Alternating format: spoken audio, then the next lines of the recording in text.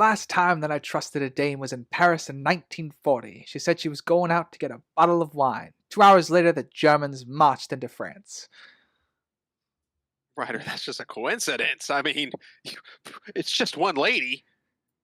Welcome, everyone, to this episode of the Cheap Seat Critics podcast, where today we are covering Murder by Death. Today we have... Hello, everybody. I'm one of your hosts, Jakiki Ryder. I'm Crimson Maroon. And I'm Sprink. Stick 'em up. Hey, if you're listening from 22 Twain, you can find us on Twitter, Blue Sky, Instagram, Facebook, TikTok, as well as a letterbox where we have our average out graphs and numbers of whatever we do.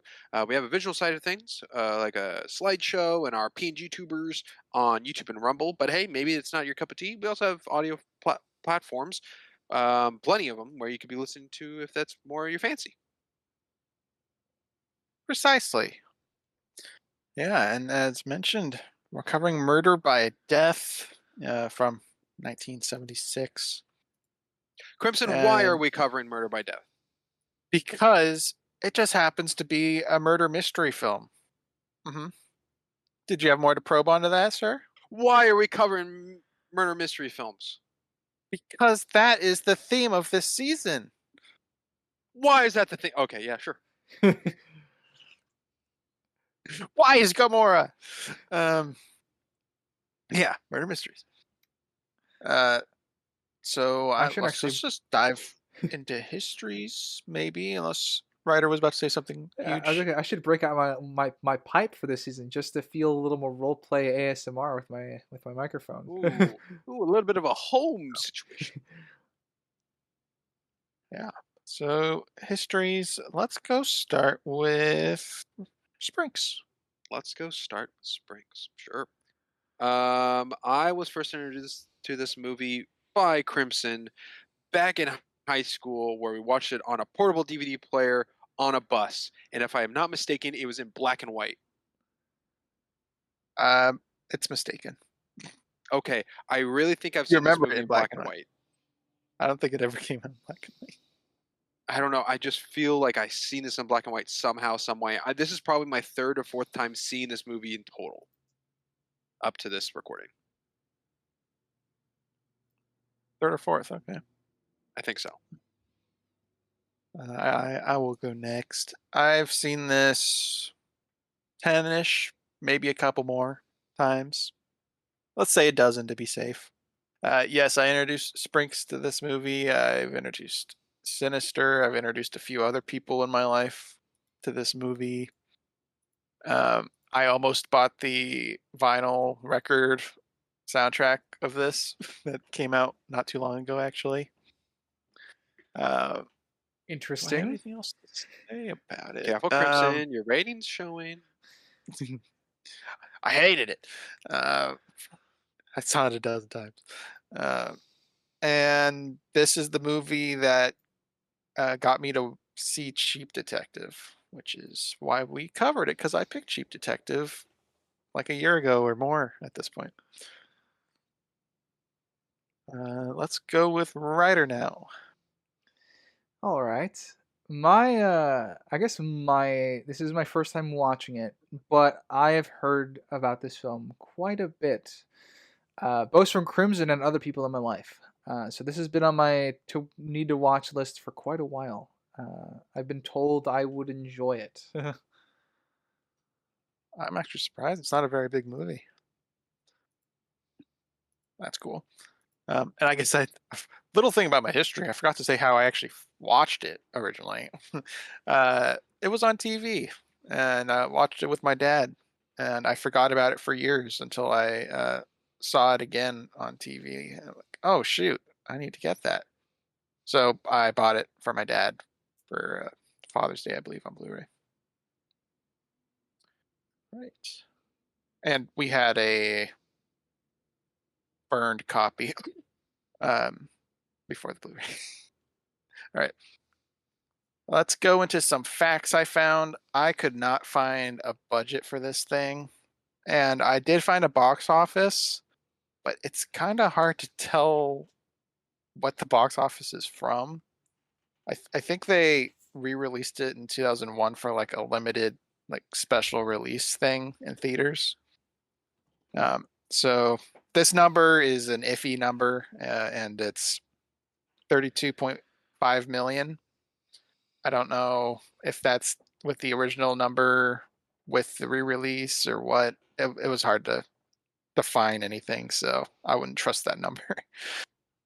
Interesting. um, yeah. Uh, so the screaming woman doorbell. Did either of you recognize that scream? It was not the Wilhelm scream. It was not, but I did it's an recognize iconic it, scream. but I have no idea where from. Is it the Psycho scream? No, Okay. not the psycho scream. It is Fay Ray's scream from King Kong, the original Oh, 1933 the one. original King Kong. Yeah, so Didn't piece that that was together. the scream. Immediately after completing the movie, Peter Sellers, who was Mr. Wang, was so convinced it was going to bomb, he convinced the producers to buy back his percentage share in the movie. Wow. Wow, indeed. He thought selling it would be worth more than the royalties, I guess, of it. Harsh. Uh, it was while working on this movie that Sir Alec Guinness, uh, the butler, Bunsen Mum slash Yeah. Obi-Wan or Ben Kenobi, um, received the script of Star Wars: A New Hope, and was reading it in between scenes, reading the Yeah, script. I'm like, this is 1 year before New Hope. That's funny. Yeah, so What a little career tidbit. trajectory that's about to happen to him. Yeah, and the direct or not the director, the writer, Neil Simon, he was asking him what he was reading. He's like, uh, this interesting movie that I think is promising. That's kind of a cool little history thing. Yeah, I like that. Uh, so I looked for this fact distinctly because I was curious with the driving scenes because the outside shots while in the car looked good, and they had a whole stage of a rotating diorama of trees and shrubs. So the car was stationary the whole time, but the outside of the car was getting spun with the shrubbery and fog, which created Classic. uh, That's yeah, awesome. I love to hear that. That's impressive. Classic practical effect. which is why it looks so authentic. Wasn't the was it The process screen, the photography? projector. Yeah, the Yeah. yeah. So that was cool to confirm that because it's pretty believable. I could have believed if that was actually outside and not on a set. That particular part. Um, the animated cutout in the credit sequence in the beginning and the end. The art was created by Charles Adams, the creator of the Adams Family. That lines up. Uh, Yeah. what did he make? Adams Family. No, no, no. But what did he make in the film? The The beginning uh, the credits. cutout, the Oh, okay. Yeah, yeah, that's awesome. shifty eyes, opening stuff. Yeah, and there was That's a on lot of brand. more facts, but I'll limit it to that. Uh, anything you guys have to add before jumping into the coverage? Kind of. I have something I guess that could be a fact, and I didn't take the time to look it up on my own. Being that I'm not the host, I didn't want to spoil myself in case it was something that you had planned, Crimson. And if it's something you don't know, it could be a recap discussion later. But the conversation that Sam has in the car about the information that was given to Tess from Mr. Twain himself, is the information in what is given about that correspondent to every member of the group in some way? Like like everyone knows that information? No, like the marriage that lasted like hours or whatever, or like that funny detail, is that Yeah. correspondent to him being married to Miss Marvel? Kind of like, is it just like one story kind of fabricated from each detective somehow in an explanation of his life and how it's all connected secretly at the beginning? I found nothing regarding that, and that actually gets into a question I was going to pose during the coverage with that scene in particular of is that even credible information because she got it from Mr. Twain. It could all be Okay, bogus. Um, that's what I was curious on. but yeah, I didn't see anything regarding that. Ryder, did you have anything? I do not. Alrighty, let's jump into the coverage. We are doing a 3-act structure. Act 1 consisting of the beginning to Sam's arrival, the whole bit with him holding up Bunsen mom at the door. James, And you could, yes, Bunsen mom. And we can start with Ryder. All right. I I think what struck I think I knew it was in for a comedy from the outset, if by not by the title, just by the yellow face, I Music. guess. Oh, that part, yes.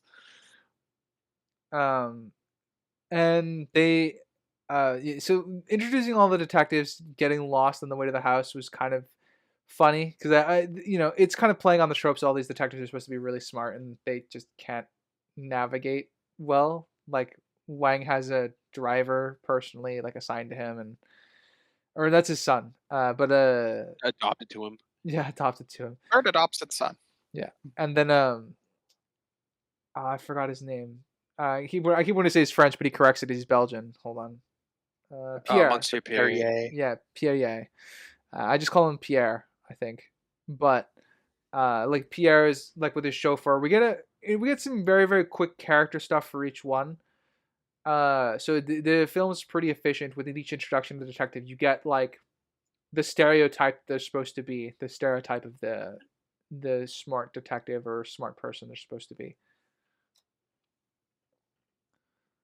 Yeah, it's very quick with the characterizations. I even think that the title sequence with the cutouts give a little bit into the characters too. Not much, but something. Yeah, so I was a little curious if it was just a joke or if it actually mattered in the use of when it gave the beginning credits and saying that they appeared in diabolical order, if that was from least to most or most to least, and if that mattered. With letters, or you mean the cutouts?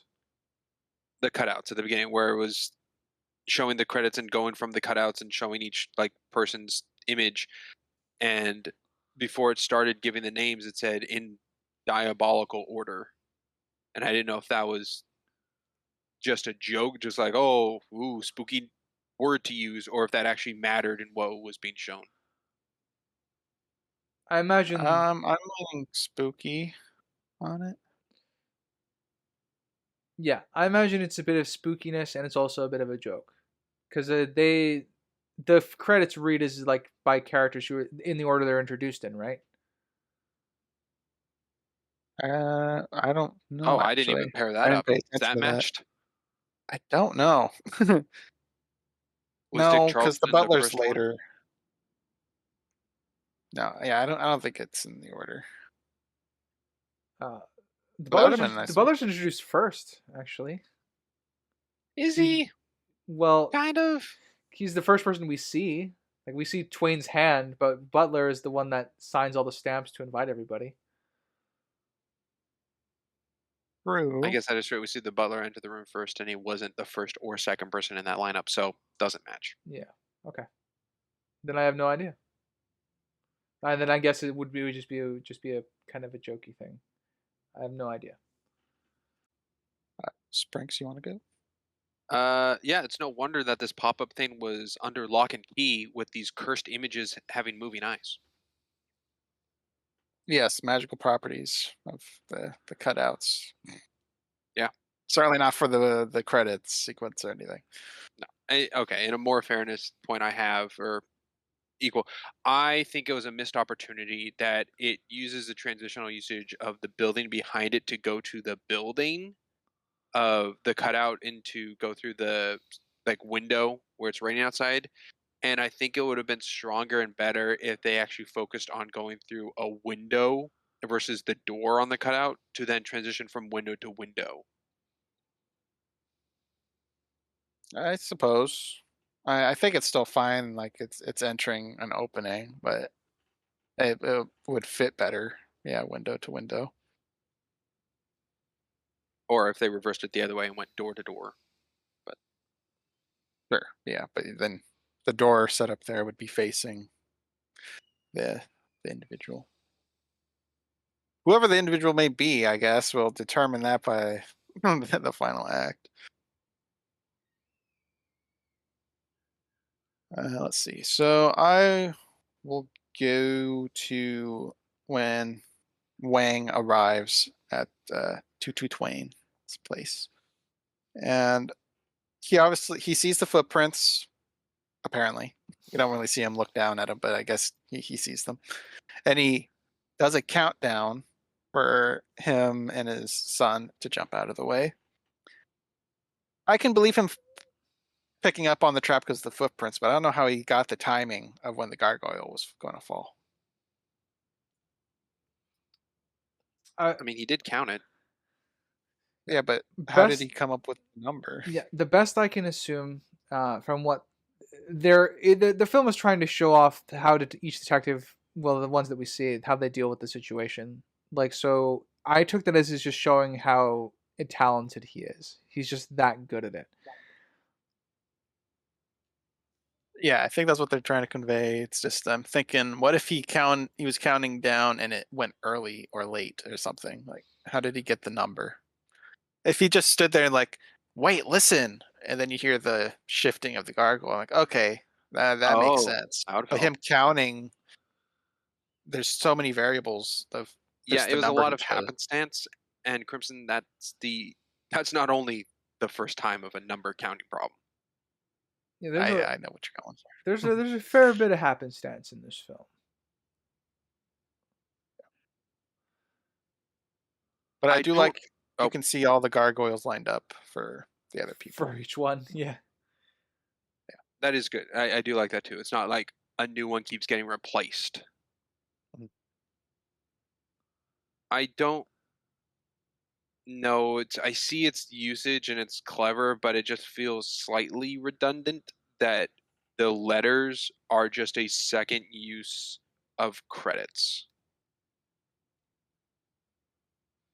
I mean, it establishes the characters and where they're from and their associations and stuff. So I think it does a little bit more than just what the credits did. But it's immediately after the credits. Yeah, I don't see it as just redundant because I do see it adding additional value. If it was just the names, then yeah, I'd say that's weak sauce. But there's more yeah. You to get it. their associations and stuff too, where they're from. So like marbles from England and Yeah, I just think by the pacing of what is being shown, it would have been stronger. I mean, the stamp joke is pretty funny. Go with that. But if it showed them in their car with them and they're questioning, like, oh, if, like the Dickinsons, it's like Dora asking Dick, like, oh, how do you know where he lived? And it's like, oh, everyone knows where the best detective lives. And then Sam, like, it just cuts to Sam at Tez is like, how the hell did he know where we lived? They were off the map, or something like that. That way, you still see like where they're from and how they're acting upon it in a joke without just feeling like it's not reused credit to credit, but it does feel like the next scene is doing the same thing again of names. Well, it's also conveying how the people were alerted. They were sent letters. They weren't told by somebody to go at like a gala or something. They were seeked out by one individual through mail. So that is also added information. Well, Uh, that's what was my example with the car yeah, thing by bringing him up in the car. that just adds potential fluff. I mean, you're arguing that this is in fact fluff already, but um, I don't know. I think it's okay with what it's at, but if it did less, then I would have more issues with it. Um, And yeah, I'm kind of neutral on it. Like I see what Crimson's point is. It's a little odd to have this after the credits. I don't view it as a bad thing necessarily because it does add something with the letters. But there is just a, I think there is a better way to get the information across more efficiently. You know what? I might just tack it as like an editing thing. Maybe, yeah. I think I have it as a poor editing. They well, could I mean, keep it could this, be but just writing. move it later. I have a That question. this whole scene can still be done. It's just having a little bit of the car stuff and then put this in. How would you feel if they started the film with this scene and then once the letters are sent, then we get the intro? Oh, um, Because the intro is the intro credits is like I think that would have been better. yeah, because the intro credits also introduces us to the actors playing them, right? Well, it, It yes, puts the just names the over the name, but not the faces. characters. Um, However, that would break the bookend. I like I said, you. I mean, in this instance, I'm not as married to the bookend thing, but in the this instance, so we would start with this scene where they sent the letters, and then we just move the credits as soon as like he walks out the door. With like we can hear like thunder booming, and then the credits start. I feel like that would kind of fix the problem with just probably put it in more of a I guess more acceptable pacing order. I guess for you Springs. I could see that, yeah, but I think it would go into the bookend break. It would not use that transitional usage it had. It could play more into the question that the butler just sent with the letters. Is he the one opening the chest? It fixes one thing, but it brings up more, I think. Is there really a butler? You know, these questions that need to be had. Oh, and I'll bring them up too. This whole ending thing, it's gotten me for years. Yeah. I'm excited for us to figure out the ending of it. Um, so Sprinksy brought up the Twain giving information thing, and I'm kind of leaning that it's like incorrect information. Obviously, not all of it because the pinky thing is true. He doesn't have pinkies; he has long fingers. Um, but the reason I say this is because he says he's was it 76, I believe. Yeah, he said he's 76 at the table, which that could be the lie. Um, but in the car, they said born 1906, which would put this film in 1980. What did I write? 80 something. I don't know where I put my notes, but you can do the math. Um, What I'm which getting is Sam doesn't is very really old. line up. Yeah. Yeah, the dates don't line up with his age. And then I looked up the stamps that were used, the Eisenhower stamps. Those were issued in 1970. Okay. So all right, that's a timing error, I guess. Well, it's either an error or Twain was lying either with his birth date or his age. I believe everything in that letter that Tess had that received from Twain about his info is white lies and false truths. Okay, so you're going with the birth date is Something likely about the incorrect. birth date and his birth is incorrect. Okay. Maybe the two numbers are swapped or something of one thing or an instance like that. Okay. I mean, I don't have an Like answer because I don't think there's a way to find one. But to me, it was the pinkies that kind of helped with it. Of like, oh, he doesn't have pinkies. Oh, he has 8 fingers. No, he has 10 fingers, just no pinkies. And we see like those long extra end fingers, but then at the end they are fake, hmm, which to me just played into that whole letter then having false to it. But it's all probably is. probably based off of something, which is why I was curious if it's connected to that whole fireplace conversation where they're all accusing of everyone's motives of what it could be, and if that was somehow incorporated in that letter. Yeah, I mean, I don't know if it was, but it's hard to say because yeah, there is a veil of untruth to it, if not completely wrong. Yeah, definitely walk in the middle of the road for that one. Like in the sense of it could be either way, and the film doesn't really outside of the birth date one, the film doesn't really make an attempt to try and correct the information or show what's the lie and what's the truth. Uh, you kind of touched on it, right? I think, but the showing how each person tackles the gargoyles, at least the ones we get to see, uh, I liked to see that. We didn't see what Marbles did. She just Marbles, showed up late. marbles, and also the British detective. Is it Charles? No, it's Dickie, right? Dick Charleston. Jake Dick Charleston. Charleston, Dick, Yeah, Dickie by McGonagall. yeah. Uh, I recall the group just because it's McGonagall's there. But yeah, we don't really see how they dealt with it. We just see the aftermath of it. well, they said the dog barked, and then they moved out of the way. Was that what they So said? we were told what happened. Yeah, Okay. forgot what the name of the dog was, but Myron. yeah, the dog barked and they moved. That's how that got solved. Wasn't a deduction, I guess. Which would make Uh, sense. yeah, Getting go and setting something up there with that, I guess.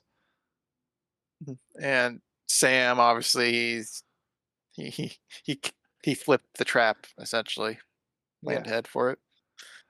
Just definitely in line with him planning ahead on things. hmm Smart guy, kind of confusing guy at moments.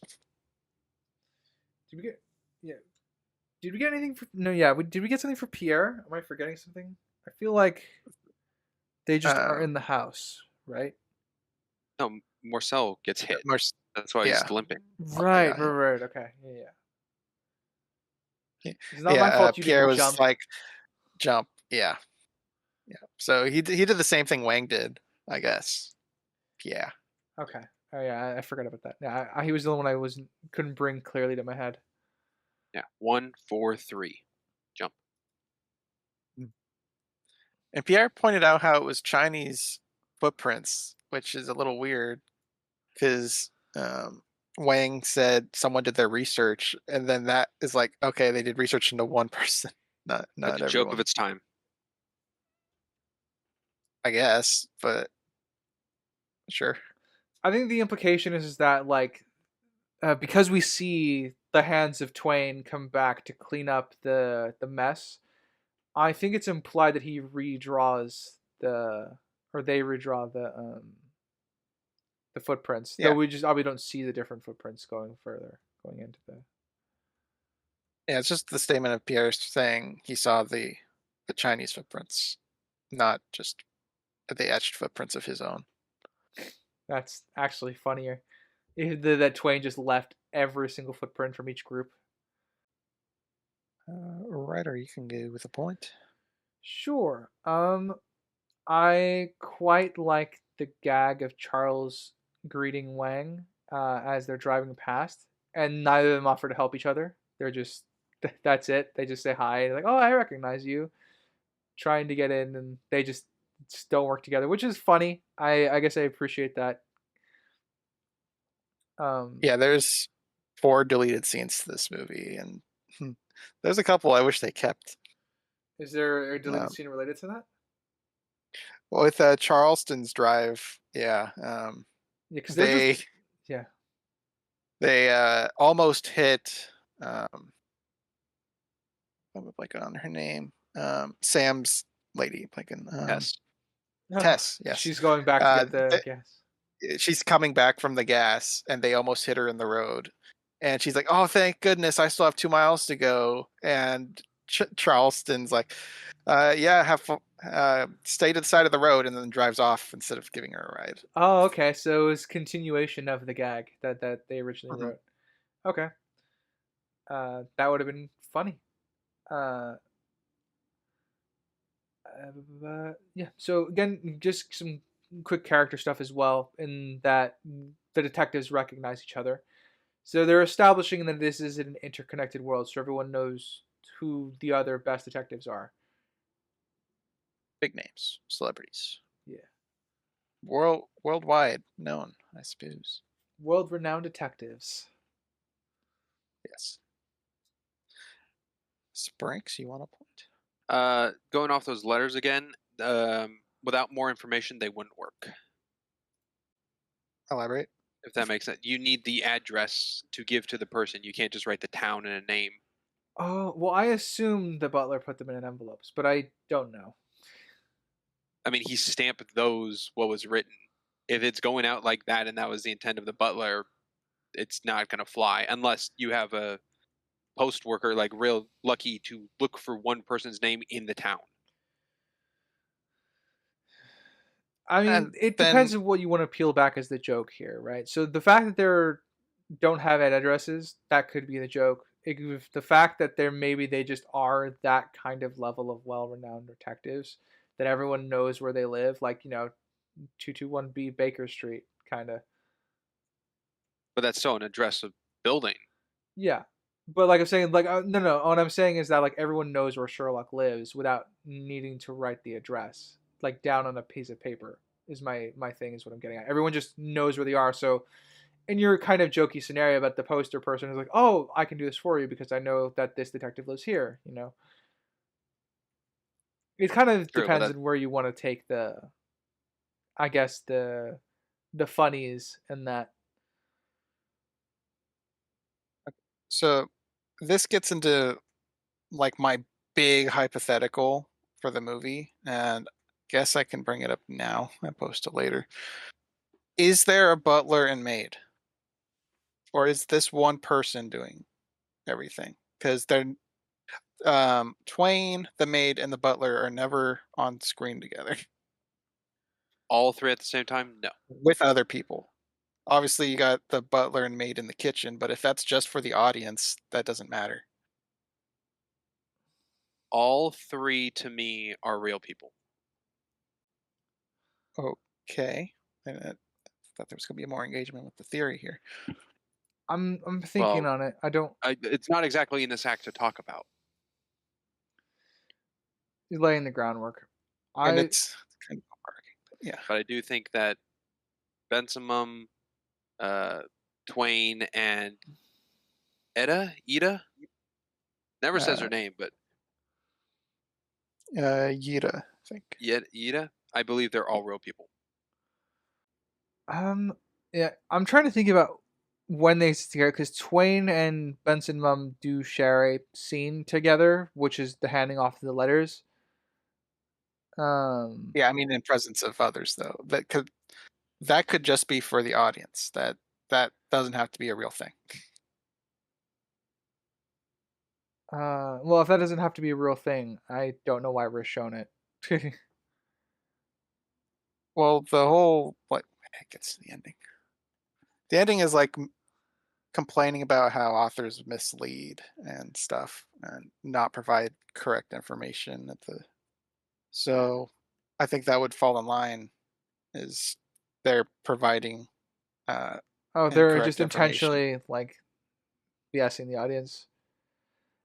Um, they could be, is what I say. So I'm not opposed to again the theory that they're all just one person or what have you. But with what I have on screen, I think the film functions with all of them being separate people too. I'd have more of a problem with this movie if it's all one person. Like The scene of Bensumum and even in the kitchen, like upon her arrival, and then going back in, asking her like, "How's the cooking? I don't smell anything," kind of thing. Those scenes are pointless if it's the same person. well, it's for the misleading audience thing. So I would say that's pointless. Yeah, like see that gets into what I don't like about uh like Knives Out, because Knives Out blatantly lies Well, to its audience by showing something that completely doesn't exist. So like it has a scene where it shows careful now. yeah, it has a scene where it shows like a specific thing, and then we come back in the director added in more things that the audience didn't see before, even though they would have been clearly in view of the previous scene. It's one of those. There's a level of, I guess it could work. I won't deny that the theory is there, but that takes a hit in the film's credibility for me. Crimson, my pointless aspect of my examples to the audience makes the audience question of the film, of what's going on in world. Pointless. That's so stupid. Madman just talking to himself. That's what it's demonstrating. Where do you get someone talking to themselves? That's what I'm saying. Bensum in the kitchen telling Yvette like, "Oh, make the food and everything," and nothing's happening. And that's to go to the audience. It's like, "Oh, you know, these two people are interacting and they're living, they're blinking and breathing." And then the example of like, "Oh, it's the same person." Why would one of them, if the other one's like a dummy or robot or whatever have you, or twin, whatever the case may be, if they're all the same, why is this scene in then to go into a room and argue about something when they know what the plan is? Like they're arguing at themselves. No. They'd be leaving the people at the table to talk while they set up the dummies for the dead body and stuff. If they're not shown on screen, yes, that makes sense. When shown in the examples I gave of that kitchen, no sense to me in that theory. Okay. I don't think you're understanding my theory. So there'll be more going forward. We'll move on to a different topic. Spricks. Let's see. Um, it slight just issue, I guess, with a detective or a whodunit movie when Dick Charleston is calling and he hears the snip on the telephone wire. It's funny that he can hear it and explains to Dora what it sounds like. That's the funny bit of it. But it does show that whoever is the deceiver and pulling the strings is already at the manor. So everyone we see arriving can't be the one. Not necessarily, because they They could could be connected to have. it, but they're not the Yeah, person. no, they could be the killer and have the butler do it or someone else do it. They don't have to be the ones snipping it. That's sorry. That's what I just meant in what I said. If they could be connected to it, but they're not the one doing it. Snipping the line, sure. If Dick is on the phone and it's like, "Oh, someone snipped the line," I know Dick's not at the house. Dora's not at the house. The terrier's not at the house. They're not connected to that. And then it shows Yes. Monsieur eating his candy bar in his car with Morcel. They aren't connected to it. So like everyone in their cars is telling me they aren't the ones who snipped the line at the house. And I Directly. think Yeah. that's just a jump of information that shows too quickly to deduct who it is.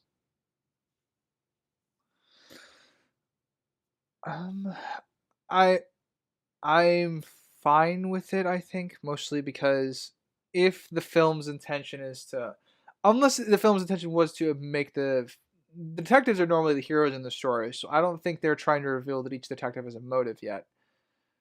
So I think I'm fine with it because it just shows, okay, the detectives aren't responsible for that particular aspect of the story.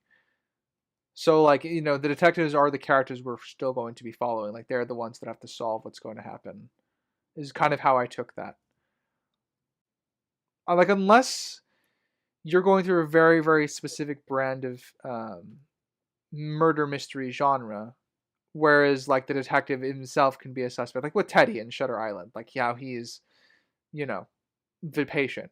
So unless you're going for a big twist, you don't necessarily need to do that. You can remove the detective at the beginning as a suspect in order to just know the audience that the world is going to be revolving around them.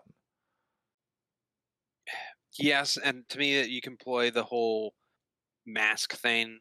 It's like, oh, I was this, and it's like, who was this person then? And you go to them, and they were fake or what have you.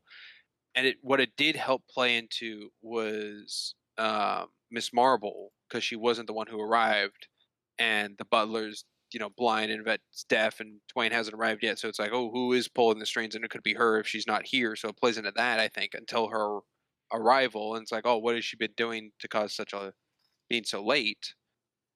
I think it plays into her, but it does feel like a lot of fingers pointed at a small amount of the group versus the sum. And I think it's too fast. All right. I mean, see the point you're making. I just To see me, it it would have been as better if Dick was on the line talking, and then he like gets a little shocked, and Dora goes, "What happened?" He goes, "I heard the line snip," and then she, what did it sound like? Snip. So it goes like that. Then we just know those two are that's it for them. We don't know where anyone else is. Who pulled the line? Is the line actually get snipped? Oh, I see. I see what you're doing. What you'd have to change for that to work then would be you'd have to show all the other detectives arriving first, pretty much. Yeah, that would strengthen that. More people in the house. Yeah. So then the more people in the house, then that Or way if you that have the you don't more. even have to show that what he's calling is at the house. That's also true. So I right. do think it funny though that to just show Dick's character though is like, yes, in the middle of nowhere in the fog, at a random payphone with a car kind of broken down, he's got to have his martini. Gotta have his drink. He's a classy man. Really prides himself on that. Yeah. Let's go with a writer. All right. I like even though it's probably all BS to kind of jump back to the story that Sam's secretary or uh Dame gives him about the DA not being able to make the charges stick to their host for the night. I quite enjoyed the spin of tales, I guess, because there's a lot of information in there that's ultimately going to be useless to what's being told. But I think that adds into like if any of it's true. Um, Again, it's never confirmed. It would no in a normal murder mystery, it would be some grounding mechanism for who we're going to be meeting. And at least it establishes the name of Irene/Rita, Yeah. which is one of the suspects' names at the end.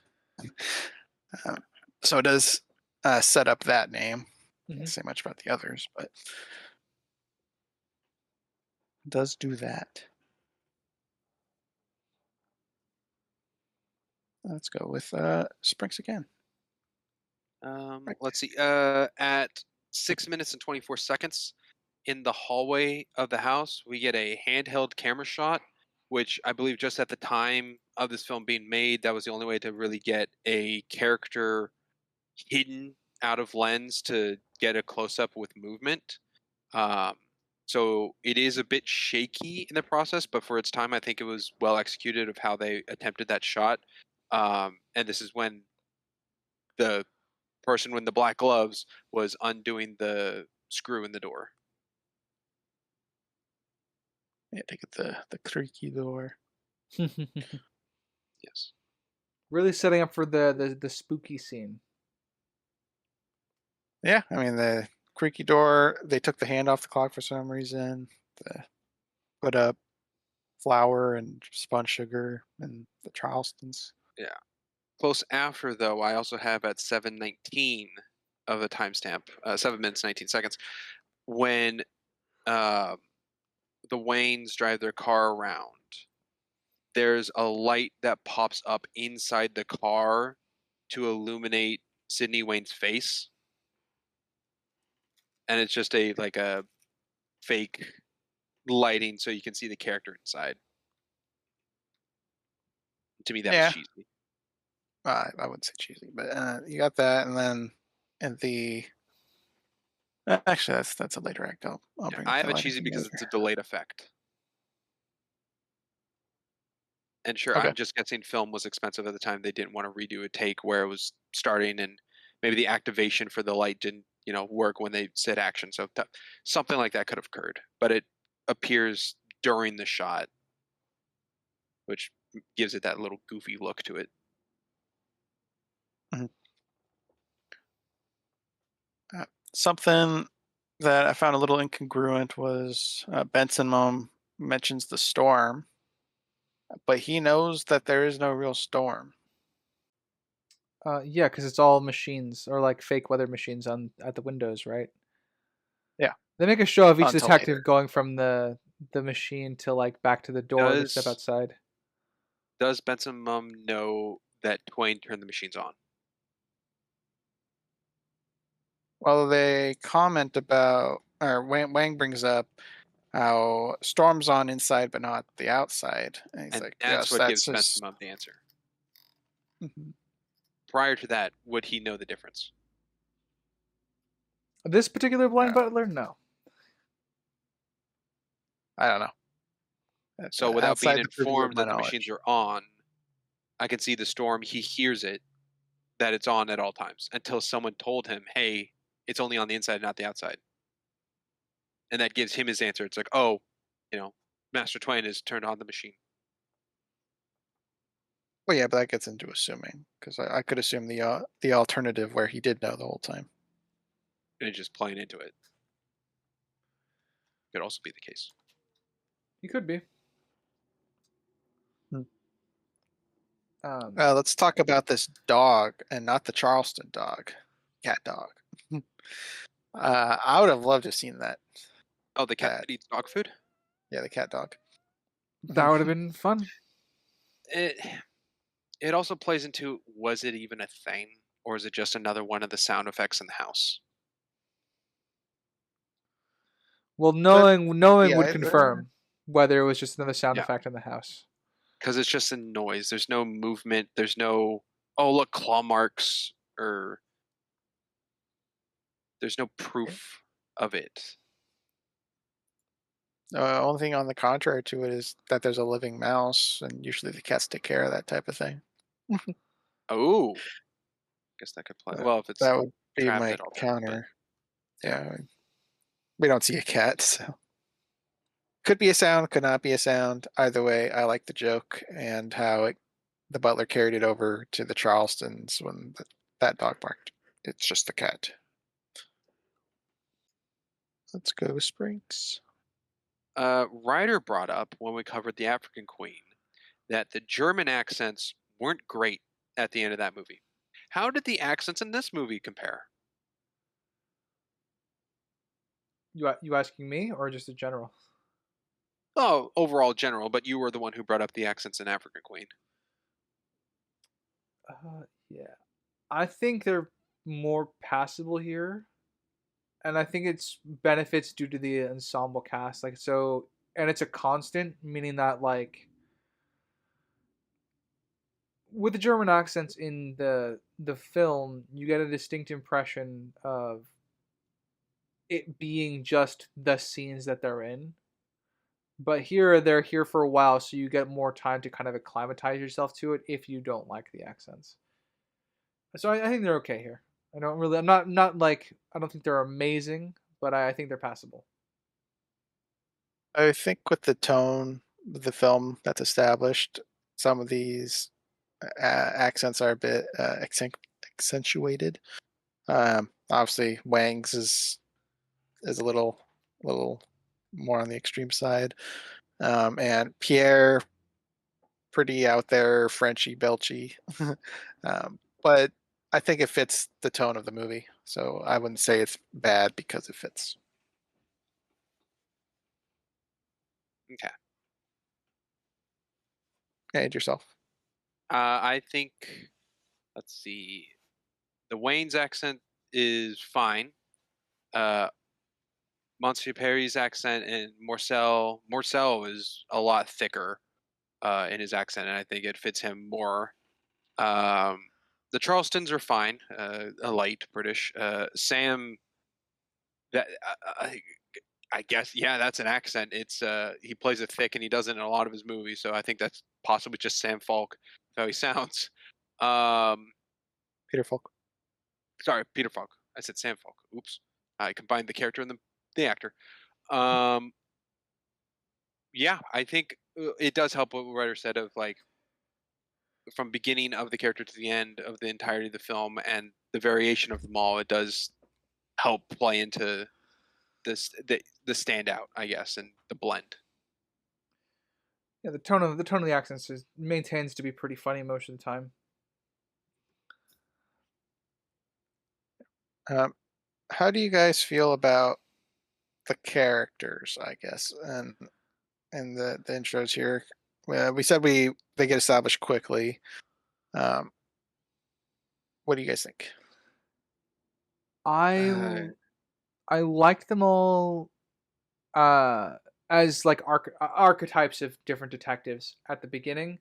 Though I do feel one of the detectives is particularly underutilized by the end.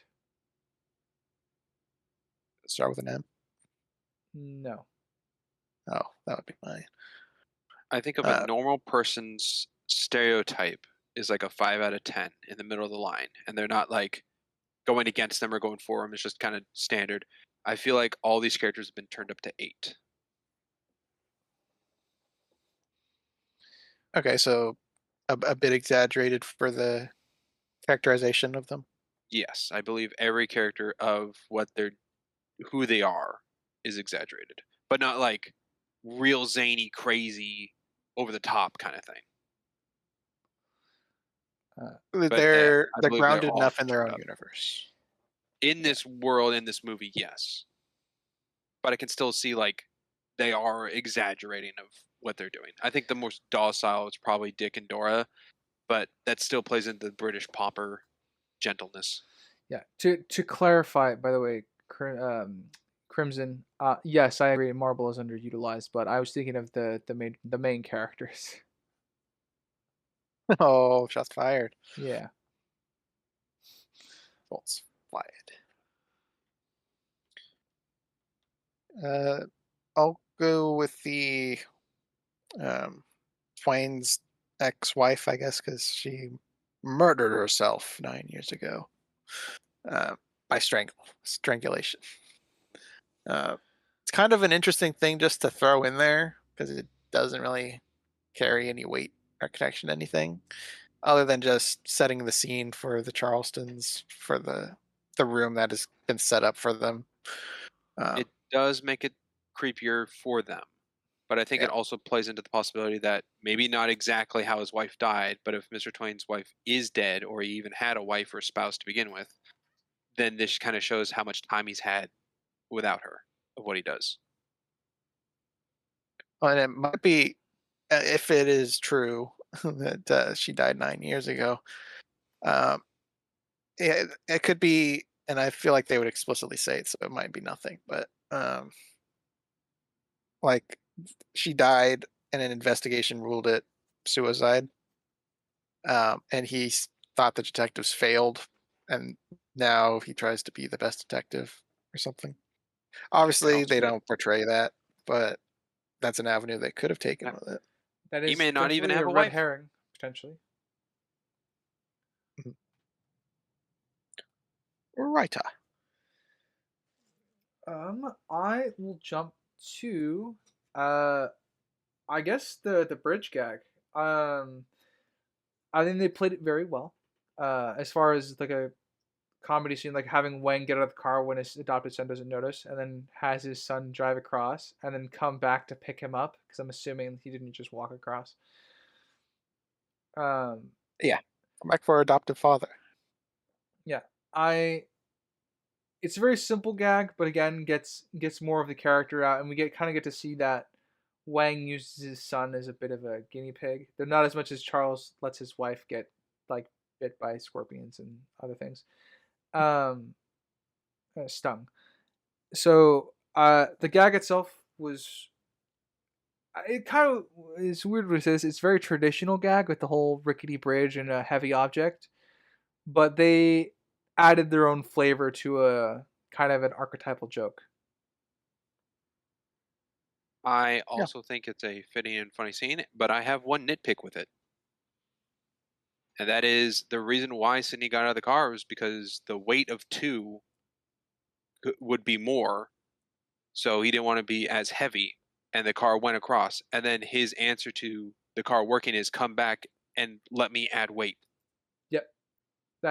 For me, I took that as a gag, not a character inconsistency. But it very much could be a nick into his character. I thought if the car went across with his son without him, why risk the reason why he said he got out of the car? I mean, that's if you take it in a literal sense. I mean, that could have just been him giving an excuse so his son could test the bridge. True, but then it plays into why he get out of the car in the first place. Oh, because he doesn't Because want to he's not fall. sure if it is safe. Yeah. I just go with it. He could have given a different answer. Like, Like to just see if the bridge, will fall. And you can, telling Willie you can test it and I'll wait here. And if it, breaks on you, I'll go get help. Playing into the I weight and guess. then answering with, "Oh, we'll fix the problem of the weight for the reason you got out," just feels not written well, I guess. That's my nitpick on it. Seems to go against what he said. They can justify him getting out of the car better. I'll say that. Sure, I can agree to that. Um, Sprinks. Another little thing of Benson Mum is blind, but he's not deaf. And I don't know if it really goes into like, oh, all his other senses are heightened. Um, I don't think that's needed for Benson Mum. But when he's going to the door to check on the second gargoyle, I guess, falling or the doorbell going off, and Dora and Dick are sitting on the little chair inside and they're having their talk. Dora brings up, "Don't let him park the car," and Benson Mum is within earshot of her and doesn't acknowledge or say anything. And I thought that was played dumb. Oh, I then think when there they should have walk been up the more. stairs, he said, "I'll park the car." He did. I think there needed to be more walk time or a camera pan to show Benson Mum out of earshot for her to tell that to Dick. Oh, Give so you're not I seeing see. it as Like a give it a Benson couple mom more issue, you're seconds seeing it before he as a walks onto the Dora thing. screen. Yeah. I'm saying it is they played it off like he didn't hear at all what she said, and he's a foot away from her. Yeah, I guess the Okay. the change to make to that joke would be have her say it as they watch him come down the stairs. That would work. I like the joke of him not hearing it and then bringing it up of his own thought of like, "Oh, don't worry, I'll park the car," and we know as an audience, "Oh, she's worried about it." I don't like it as much as if he knew that's what she doesn't like and then tells her. Yeah, I could see the complaint for it. Um, how are you guys Act 1 looking so far? Act 1 I had a whole page of notes and I'm below half of it currently. I got a few more. Okay. I'll jump Alright, to. I'm just gonna keep going through gags. It feels like since we're picking up character stuff as we go along here. So, uh, I like the gag of Benson Mum closing the door, but closing it the opposite way. That yeah, it's good is for the funny, gag, but it but he should is know which way it goes. Oh yeah, he should yeah. yeah. Like I said, It this is would it this. would be funnier, I think, if there's a doorknob on each side of the door. Because it looks funny and plays into he doesn't know which way it closes. Yeah, I think that would work too.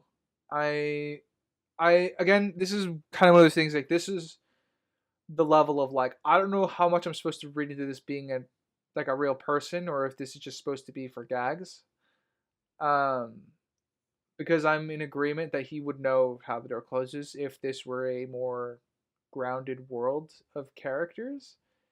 Uh, and but there's also the other end of that where he's not in a grounded world of characters, and so they did do this just for laughs. But what if this is just how he is? Yeah, and he just leaves the front door open. That's believable. Yeah. If he's a real person. If he's really blind. Yeah. Also that. This movie does give Variables. me the humor likeness of Airplane and Top Secret. Movies like that.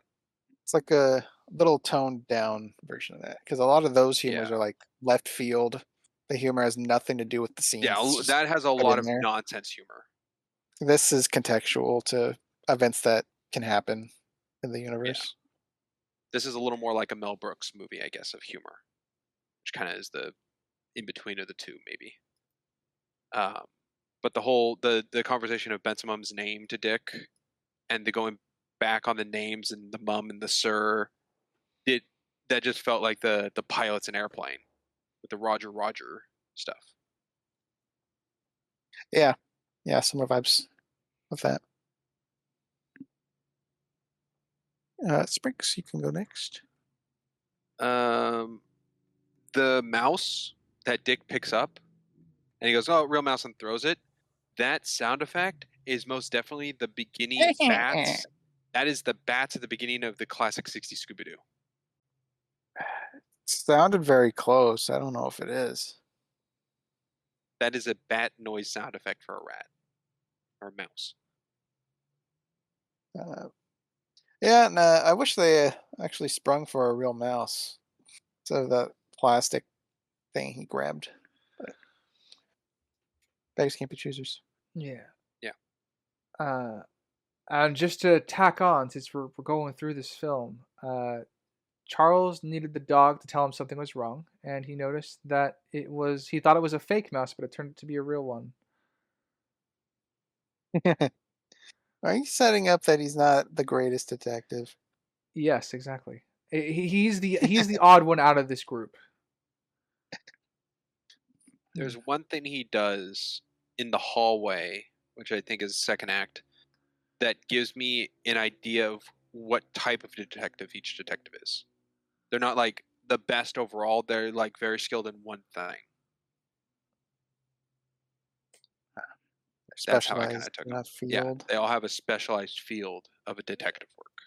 Uh, Guess we'll dive into that when that's more relevant. maybe, yeah. Like I said, Yeah, I can think of everyone else pretty easily. Can't really think of one for Charles or Marble.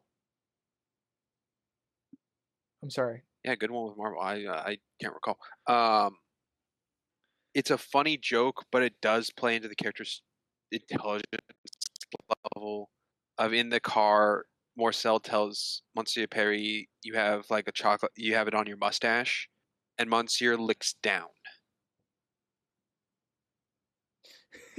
Yeah, I mean, I'm like, I see how it's funny, but it does play that he doesn't know like what direction a mustache is, or like that it's a little too dumb to be played off as like, oh, just an accident kind of thing. Yeah, I well, got if my you begin to stick your tongue out and you taste the chocolate on your bottom lip, then you would angle your tongue going down. yeah the But it could be both. You're gonna say, Ritter? yeah I was gonna say what kind of what I'm saying with Charles here is that every detective kind of gets their moment to shine as a detective. We don't really get that for Charles. For Dick? Yeah, for Dick. Yeah, I just had it for The the hallway. swords. Mm, No. Swords is a. That's his moment to shine. He's I don't know proper. about that. Yeah, we're not We'll gonna get there go. when we get there, but I don't know about that. Yeah, I don't think it's his moment to shine. Uh, really shows that this world is a little bit zany when Acme is a part of it. Acme Letter Writing Company. Yeah, Yeah, that was funny. The blind person is talking to a person who can't hear or read. Yeah, pretty good setup for some comedy there. And Benson Mom goes all in on trying to know, like, act no, what he act like he knows what he's doing, yes. talking to There, where he would think someone would be. I already know this is going to be brought up in conversation, but I just to put in Yvette's letter says she can't speak. She can't read English.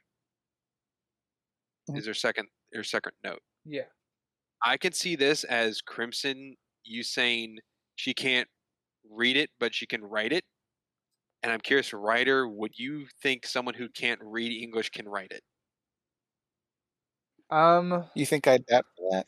I don't know if I would bat for Yes. that Later on, because I there's know an what you're instance hinting at. where something happens, and I can already hear you, Crimson, going, well, it said she can't read it. Doesn't mean she can't write it. No, that goes into my they're all the same person theory. What you're talking about. I know what you're leaning into.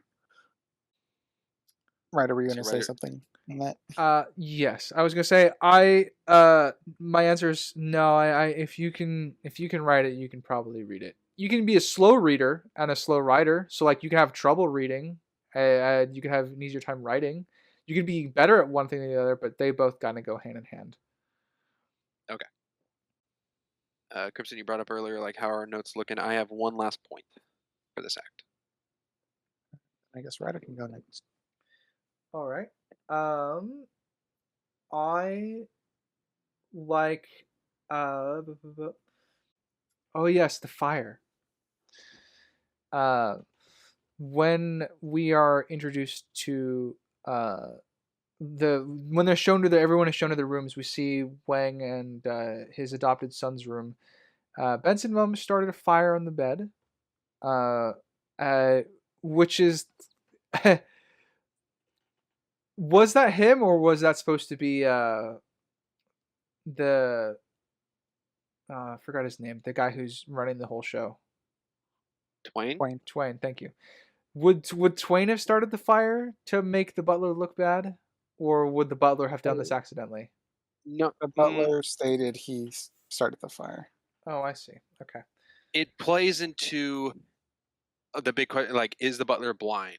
Because it can go, I can see it either way. The butler would say, oh, I set the fire when he didn't, knowing that Twain would set it for him. Or it actually was the butler who set up the fire upon their arrival. But it also goes into when did he start the fire? Because it doesn't look like there's a lot of twigs or whatnot to be fuel on the bed, and the bed didn't really catch into huge flame. So it kind of goes into a little more of the timing that Twain set it up prior, or like kind of right before the door opened. Mm-hmm. He's good with machines, so the second the door swung open, it activated a fire on the bed. That I don't go with. It could be, There's a but we stabbing machine somewhere in the house. it could be, but you kind of like I said, there's got to be some setup for that. Like, so what I take as far as truth is that there's two of everything because that helps make a lot of things make sense. But for stuff like that, I think I would need a little bit more.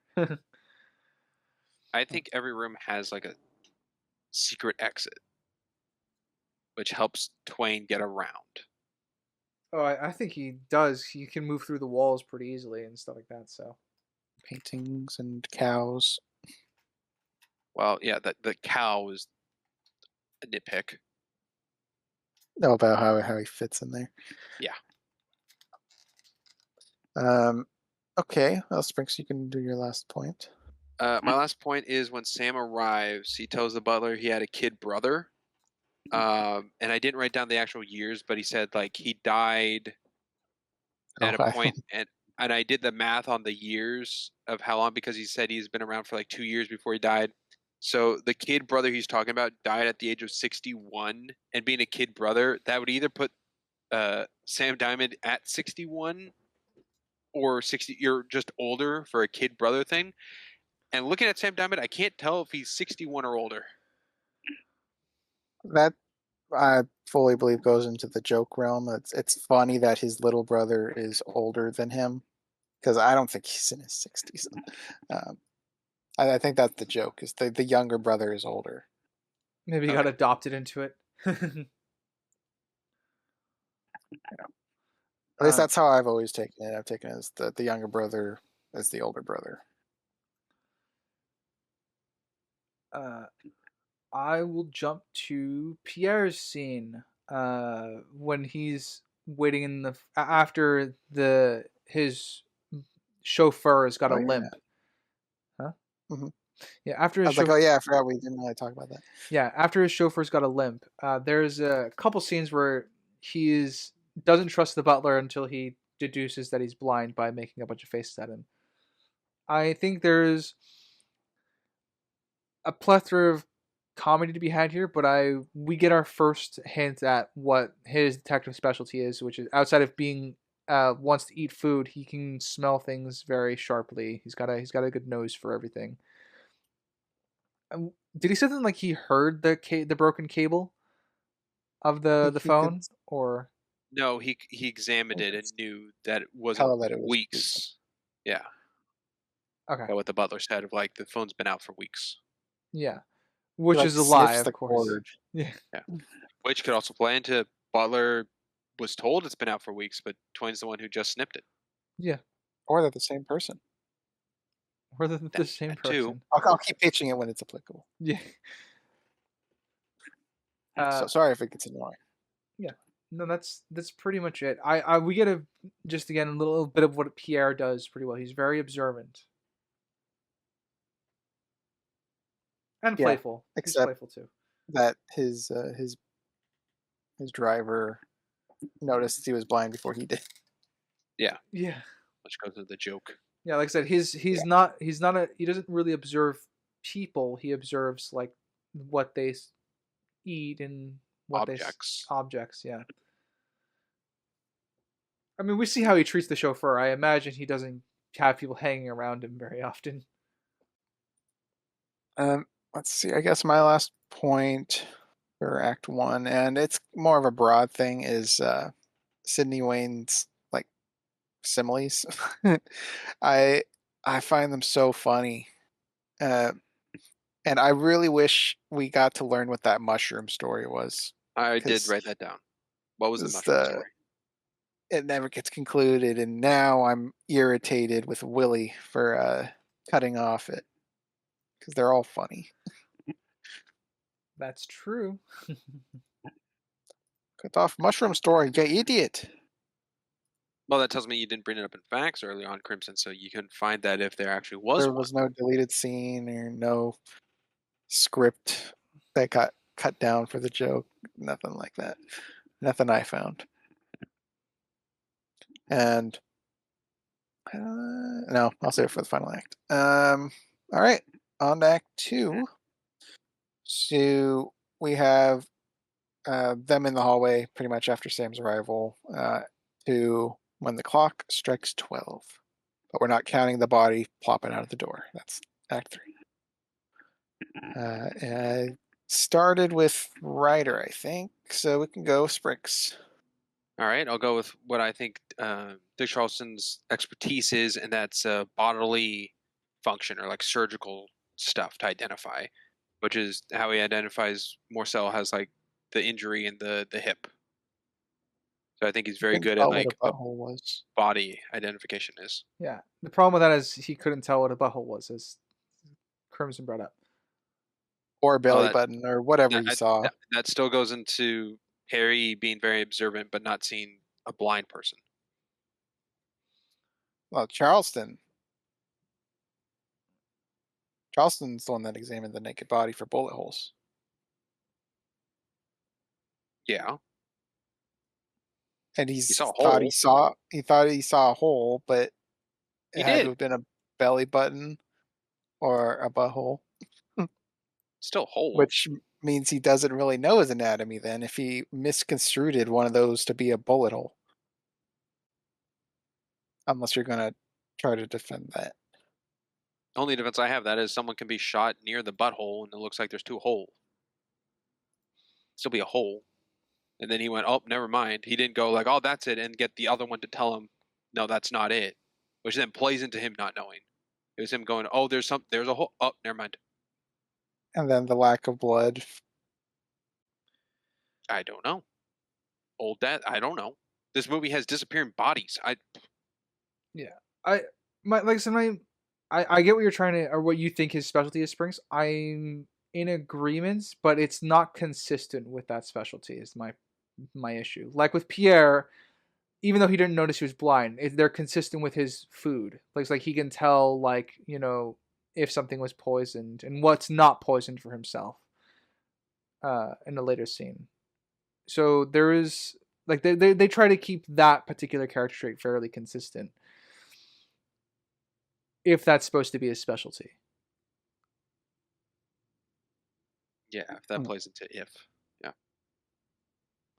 Yeah, like I said, like I'm in the camp of like if that's his specialty, they're inconsistent with it, and even if they wanted to make gags out of it, which they do, they could still make a gag of it without him having to be like without having to lose that particular character trait. It kind of gets into why I think of the main characters, Charles is fairly underutilized as a detective, because everyone else gets their moment to shine really, and I don't think Charles does. Stick. And Charleston is and he figures out, is it Wang? Did he figure out Wang's like motive? Charleston figured out someone's motive. I think it was Charles. Can't recall who's pointing fingers at who. Yeah. Wang points fingers at Charleston. Charleston, I think, does marbles. Oh no, it was the Pat. Not Pat. It was the Was it marbles? I think it was marbles. I feel like Sam Diamond was the one pointing fingers at everyone until someone asked him. Yeah, Sam had 3 right, which was something I had in my notes. Well, I'm gonna have to get to my notes to find out who Charleston pointed out because he did point out somebody. Um, what was I going to go with? Oh, probably my least favorite joke, and I think is a removable joke, is the hip with the lightning. The damp Because weather joke. Yeah. yeah, because I'm like, okay, so why isn't it happening more often? And if it's just for this joke, it's a very nothing joke. No, it's because he's I feel seated like a most lot of of the this time. movie, like a lot of this movie's like higher quality, well crafted jokes and joke placement, but that one just felt like nothing. It's very Also, the weather's fake. slapstick. Yeah, it's very slapstick compared to everything else. I also found it weird that, again, I think just the expensive film, but he does kind of bump into the cameraman at the end of the stairs. Yeah, when he hits the bottom of it. Yeah. Yeah, that did indeed happen. And let's go with a writer point. Sure. Well, I quite like Sam's entrance. He came up with a plan. Like as you said, he flipped the trap back onto whoever might have been responsible for it. And I think it shows Sam's level of intelligence. It's kind of now that we have all these great detectives, we're kind of like not necessarily getting a hierarchy, but we're getting more of like who's suspicious of everything and is most proactive, and it kind of shows the level of distrust that, and I guess where Sam differs as well from all the other detectives, because remember he views it as a job. Everyone else takes pleasure in their job. He doesn't. It kind of adds into that his choice to flip the trap rather than just enjoying the fact that they survived the trap because they found it. Kind of shows the level he's operating on. He takes everything into very, very threatening suspicion. Yeah, $50 a day. Hasn't paid her for 3 years and 2 months. Sprinks. Yes. Tess brought up that Sam got shot in the head about a week ago and survived it, Yeah. but then he has a shot in the back of his jacket that's never explained. I should have seen the other guy. Yeah, that is what they say. You should have seen the other guy. That's the only throwaway line we get for that. I kind of chuckled at getting shot in the head and a week ago and being completely fine. I did chuckle at that. I think those Are, were both gags, to be honest. Sprinks, are you putting that as a observation or an issue? The shot in the head thing, totally fine. That's a funny joke. It's like, yeah, he walked it off. He has no injuries or anything. The jacket being consistent throughout the film of having the bullet hole in it, I just feel like needs to have a stronger presence. Why? because then it's very nothing. Tessa's I It would be explanation of the as bullet, nothing as the cat gag or and any of the gags really. I mean, I don't see why the coat stands out as being different. it just seems more prominent throughout the film. Oh yeah, because it's on one of the characters, but it's not Yeah, really relevant to anything. I mean, it's just a constant reminder at it. I think one of the oh, what was it? The never mind. Thought's gone. Damn. Bye bye, thought. It was nice knowing you. Yeah. Uh, the Okay, I remember my thought. rotating. Never mind. Go ahead. Yeah, Don't want you to sorry. lose it. Yeah, I actually took the like the you should have seen the other guy. I actually for just a brief minute, I actually thought he got into a gunfight like as he went to the bathroom, and that's how the bullet hole got there. Bathroom here. No, no, yeah, the bathroom in the mansion. Yes. I obviously that's not what happened, but there was a brief moment where I considered Oh, like that because I was oh no, I would have heard the gunshots. They wouldn't have done that to us. And then I thought about the gags. I'm like, no, he could have had a gunfight down the hall and killed somebody, and that's how he got the bullet hole. don't do anything. I gotta use the can. Yeah, I think that was I for a brief there was a brief time where I thought that that was what happened. There was a he got into a gunfight on the way to the bathroom or on the way back. Well, yeah, that would have been different if Mm. that's what they did. Um, see, I was gonna bring up the two of everything thing. Uh, what do you guys feel about that? That there's two of everything What's the concept of including that in here? could work if they showed it. You don't think it works? I think it could work if they showed it. That's one of my biggest issues with this movie is it's used as an excuse. I'm gonna need more than for that. Like Excuse there's for two what? rooms, and it's like, oh, we got it. There are two dining rooms. Did it? How? How are there two dining rooms? Doesn't answer that. It's an excuse of just like, oh, we just did it where the actors are out of the room and we just filmed it without them and then, cut it in. They're here, wait 10 seconds, turn the door kind of thing. How does that work? They How does said the the rooms bathroom move. turn in? How? The gadgets. That's all we get is It's an he's excuse, tech. Crimson. It's just words and they could be lies because they're not showing proof.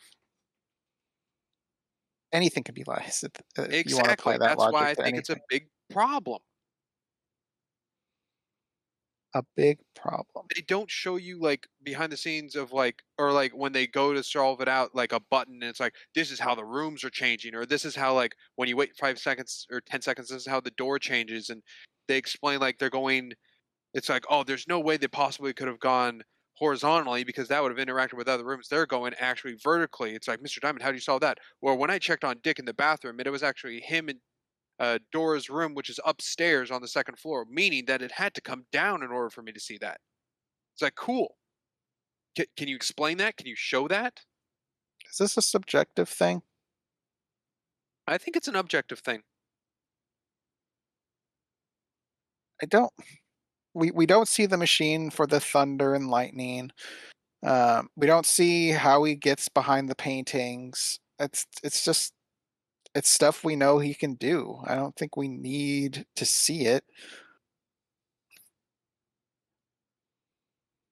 I think it's just used as wording. And I think this movie just has a lot of wording, lots of tell, lots of just We see the explanation. rooms change.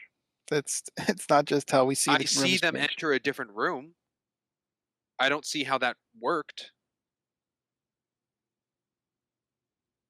I don't see how waiting 10 seconds changes anything. It gives time for the rooms to move. Possibly. I think Twain is just a trickster and it's like, hey, I'll do it. I'll make it work. I can change it whenever I want. It has nothing to do with the seconds of a door closed. Well, They even kind of excuse it to me in a scene when Sam checks on the dining room with Dick and it doesn't work, and he goes back to check on him, and he goes, "Oh," and he goes, "I don't remember closing that door." Well, of course, that door can't be open if the room's changed. mhm. To me, that's just like another excuse of the movie. It's like, oh, that door had to be closed, so when he opens it, it's going on the story where we want it to go. Not like it's open; it's still an empty room for him to close the door, open it again. It also just shows that Twain is still working or if it is Twain, is working everything in this manner. But it just seems like a lot of things is talked, and especially when Twain goes just like explaining things, there's no like set answer because even at like the very end of the movie, there's still reveals. So I think it plays into like, oh, they said the rooms change. I'm not 100% that they do or don't until I'm shown that they do or don't. That doesn't make sense though. You know that they change. I know they change. I don't know they move. It could be smoke and Then what else mirrors. is happening? It could be smoke and mirrors. There could be mirrors that have come down and encased everyone else. So when they enter the room, it's looks like it's empty, which is how like Twain moves from the front of the table to the end of the table, and he goes, "Don't And the shoot me." people Where inside I the room play in don't see like that? he's possibly not. They don't act on it. They also have it where was it Perrier is like, "Oh, I'll show that when I leave, you guys won't be here," and he leaves through the door, and then Dick enters the door. There's no movement of any like no one. There's no gravity.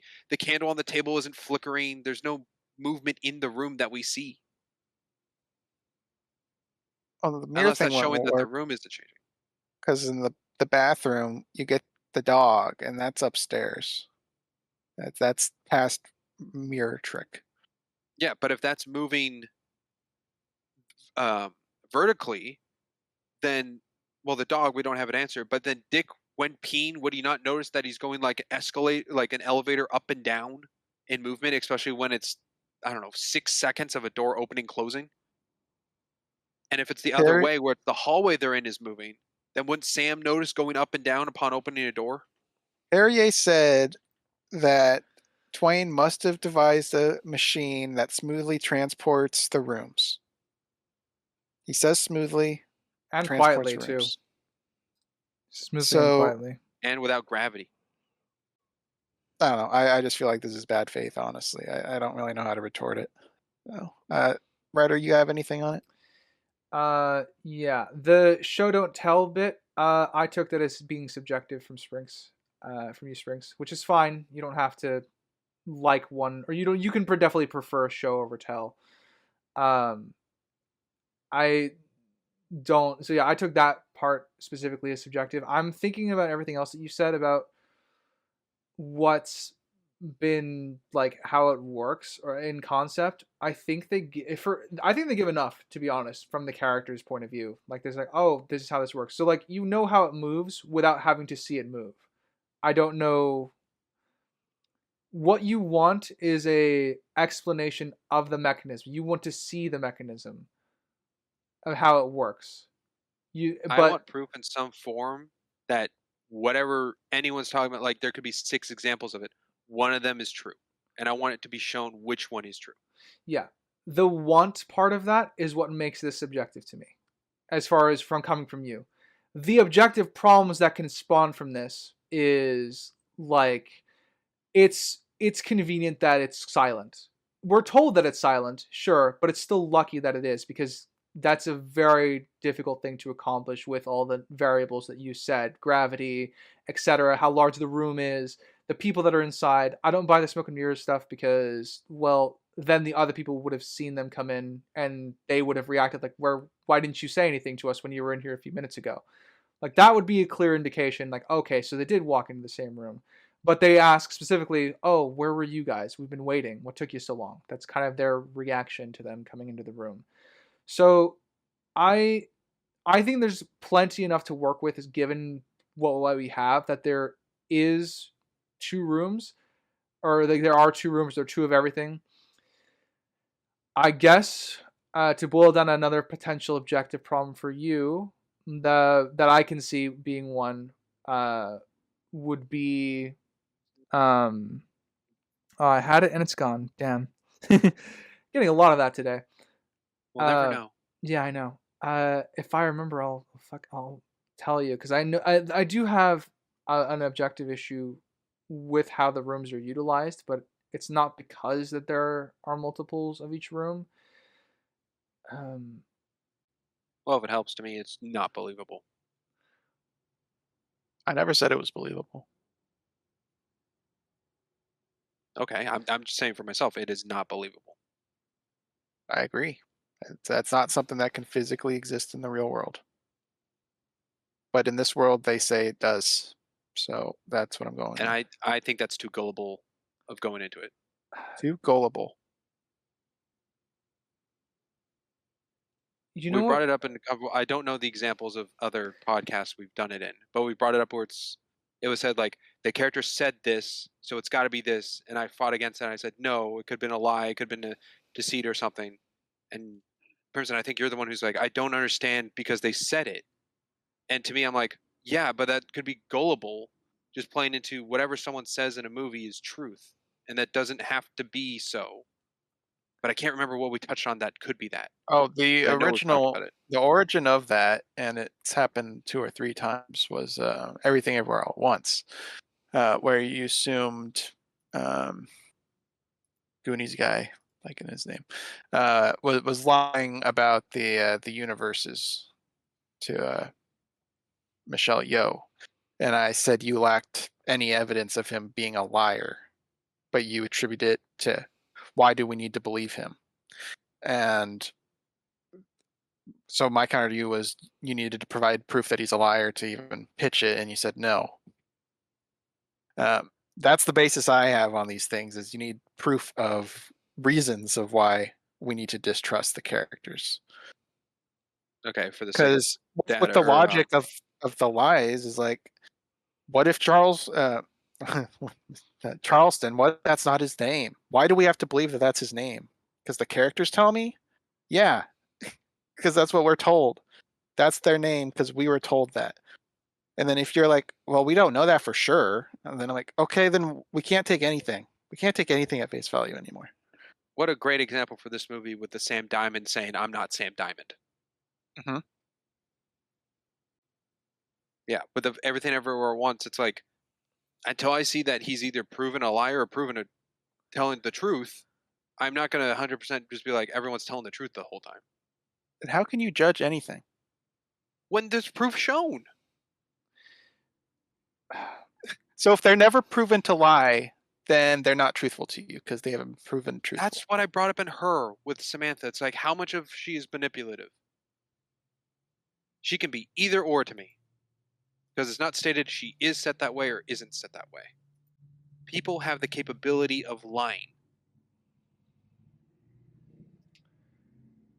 unless I forget the name, but that Ricky Gervais movie where he's like the one person can lie and everyone else can tell the truth. I'm not familiar with that one. But in this movie, where it just seems like a lot of confusion and deceit, and if Twain, the butler, and the maid are all one and the same, or the fire thing we brought up, it's like who caused the fire and is he actually blind? All of this feels like anybody in this movie could be lying. So when it says the rooms move silently, I can see that that's could just be a lie. Why take that as truth if we actually don't see? Oh wow, when the door closes, the rooms actually do silently change in 10 seconds. You're right. This whole mansion's a freaking spaceship. I didn't take that into account. It could be.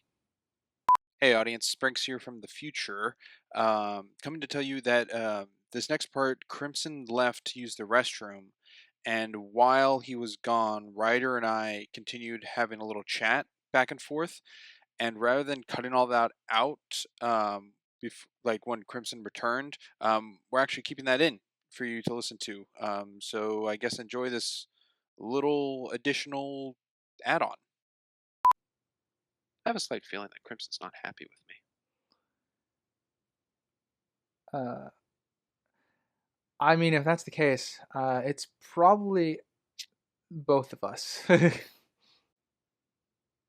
Mind you, I'm not like angry. Well, I don't. I'm not angry at you or anything. I'm just sitting here thinking like, man, you're just so inconsistent with yourself, and it bugs me. But You I don't push you on it no, because it. you're confused on my show and tell. No, I'm not. I understood that. That's not what I'm getting at. What What Bob? you said in your example was not correct. Oh, then you better correct me when we get back to live. Okay.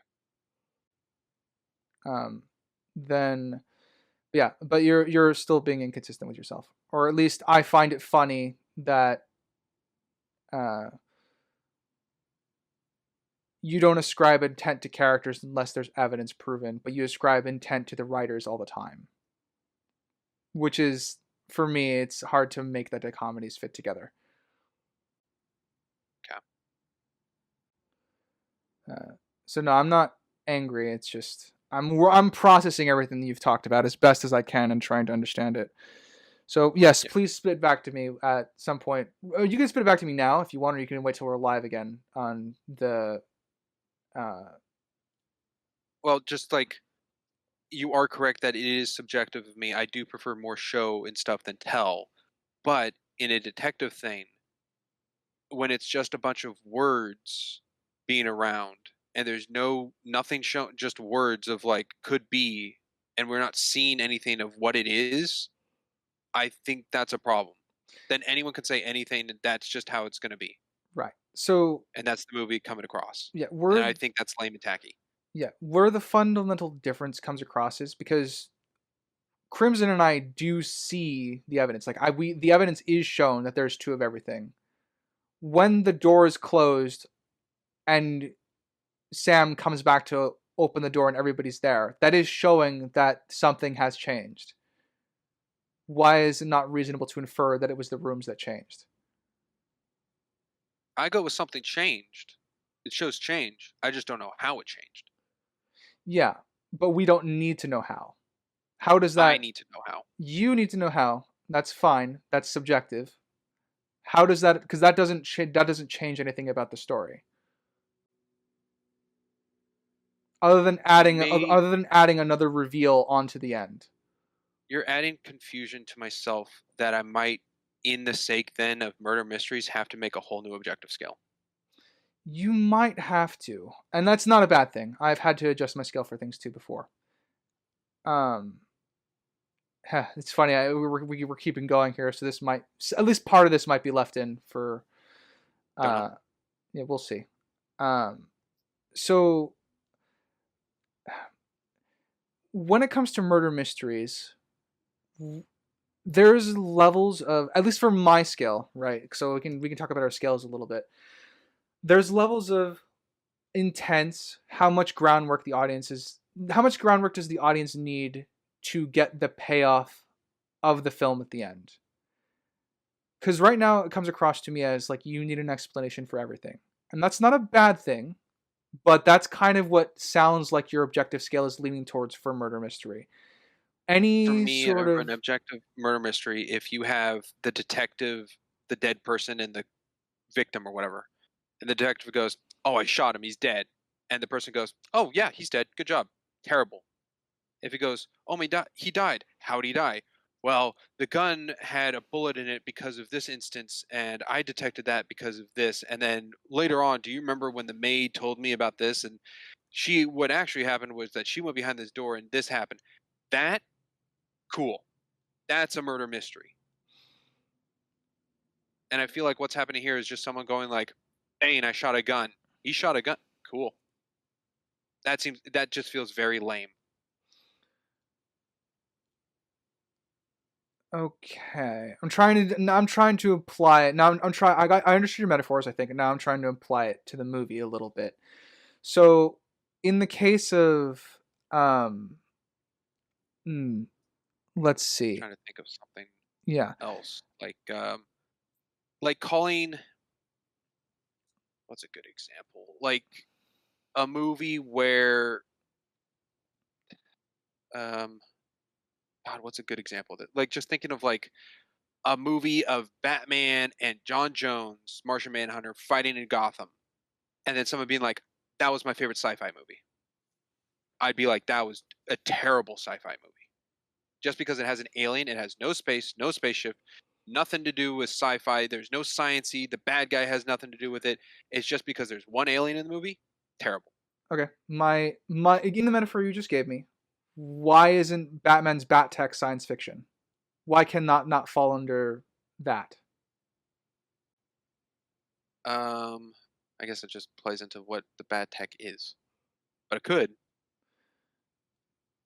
Okay, so yeah, like so again, with using your metaphor, I think you have a So yeah, you want the uh there's better. I'm sure there's a better way for it. You want the Holmes vision, like from RDJ Sherlock movies, right, where he kind of breaks down a fight scene before it happens, or is able to put things together at the end with little subtle things that you can put together. There's obviously a lot of like detective stories where that sort of thing happens. You want everything that we come across to be a building block for the big reveal. That's kind of what I think you were trying to convey.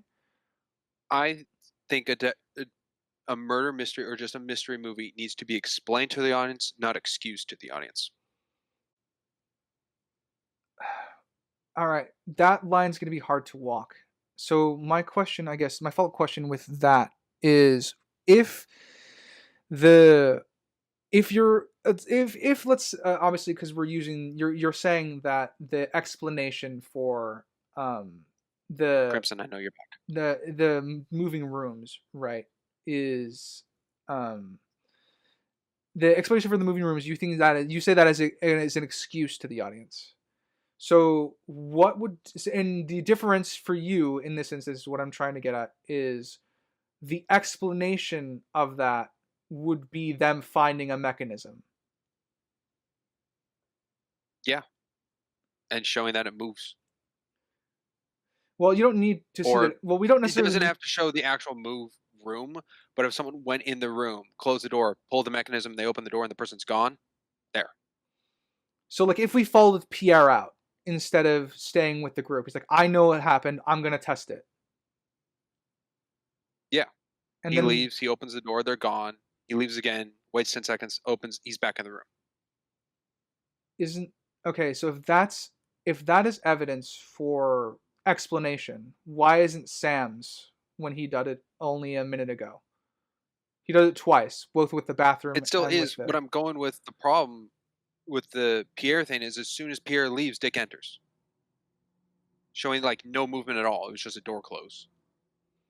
If it waited 10 seconds and then Dick entered, that shows that it plays into this room moving.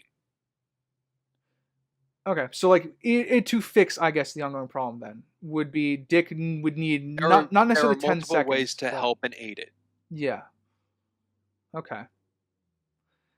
Um. All right. I think I understand where you're coming from a little bit more. Welcome back, Crimson. We had Alrighty. quite a little spiel. Whose points wants to go next? Probably not mine. Yeah. Okay.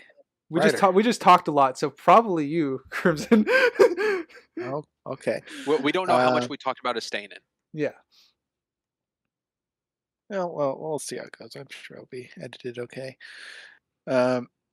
So I'll touch upon what Sprinks hinted at earlier with Yetta's note, because it has context to events that would have happened after her arrival here. So it wasn't just a pre-made card saying I can't write and read or whatever. This one says the butler's dead. So that had to have been written afterwards. For me, I see that as more leaning towards my theory that it's just one person across the three people that we have here. Yeah. The only thing that's against another thing that's against that is she obviously disappears later, but she's there when they first arrive back into the room with the group. So like I mean the maid. So when everyone's investigating Alec Guinness his body, Munson Mims, Bunsen. Well, that Mims? one's a dummy by now, potentially, because even Oh yeah, yeah. That's right. Wang says the butler's a dummy by that his hypothesis. That's right. There's an issue A with very that a little realistic bit. dummy, I guess. What Springs? I would say there was an issue with that too, which they left in for the edit and they should have cut out then to play into the dummy thing explained later, is that they cut back to the body breathing Uh, of the butler. uh, okay. I mean, obviously he's It's just Alec okay. So Guinness, you're but saying in universe he's alive there, and it's not like a problem that it's not a continuity. I don't know what the heck It brings up a problem saying he was dead as a dummy, and that's why he had no pulse. When then they show a shot of him breathing. They should have not had that shot of him breathing to play into that explanation that that was a dummy in that scene. my question is the breathing in universe for you, or is that an error? Because there's a I lot of have it. movies and shows with dead I, characters that you can see the actors breathing. Crimson, I have it in universe because the shot is just on the butler, and they used just a shot for that close up. It should have been edited out if they were to play into the dummy. Otherwise, what purpose does that one shot have? Can't even picture the shot you're describing. It's just the butler in the chair, face down, breathing, still in clothes. But after Sidney Wayne did the wrist and the chest for pulse. And it's like a wider shot, right? It's not a close up on him. It's only him in frame. You don't see anyone else in the room. But I'm just saying, remove that one shot, and then you can still play into that Sidney Wayne had no pulse because it's a dummy. They explained that that was a dummy. Because with the breathing, showing that one shot that the butler is breathing, shows that Sidney is incorrect and there would have been a pulse, unless there's something the butler took to reduce the pulse. Like the explanation of what happened in the Illusionist movie, something like along those lines that isn't explained here. Okay. My point on it is I don't see it in universe, so that's I just see it as an actor breathing when they're supposed to be dead. Okay. if it's just the lone shot, yeah, that could have just been edited out. Like if it's just him in frame, because if it's a group shot, I am kind of on Crimson's side. But if it's, as you say, Sprinks, that it's just It's just the butler before they leave the room. yeah, just the butler in frame and he's breathing, that's probably could be edited out, unless it's going into Crimson's theory of them all being the one person, and like the drug ran out or whatever, so he can stop faking. Oh, in that theory, this would be a dummy, and the maid is the person. Yeah. At this time. Being that it is breathing, it plays into Sidney Wayne didn't detect it correctly. Yes, if this person's alive, then yes, Sydney misdiagnosed it. Back to the letter that the butler's dead. I just have that as that was already preset. She didn't write that. Or she could have written that, but she already had that letter in her bag by the time she entered through the back door into the kitchen. So are you saying she's like in on it then, or By the end of the movie, being her, she was there. It was her from the start. I almost feel like we need to just talk about the end so everything else makes sense. That's true. We can probably start doing. We could do loose acts and just start referencing things Yeah, as needed. I guess Crimson thinking that they're all one person is the one person Ieta. I don't even know if Yetta's a real person. It could be Irene, or Rita or whatever. Yeah. It could be someone else. It could be the maid. It could be Ida. It's just that's going to be the whole talking point about what the heck the ending I see. is. Let me narrow it down. I don't have the actress's name, but the woman who plays the maid in the depiction of this movie at the end of the movie, is she the one person you're talking about? Potentially, because we even see in the opening that it's the butler alone writing the letters, and no one's at the house yet except the butler in the chair with the notes. Not Yida, because there's no reason to have makeup on yet. It's If the no butler. one's Doesn't the writing the gloved hand pass the letters to the butler? or, no, it was Twain. Twain was writing it. It's not the maid or Ida, um, and it really gets down to the masks and stuff.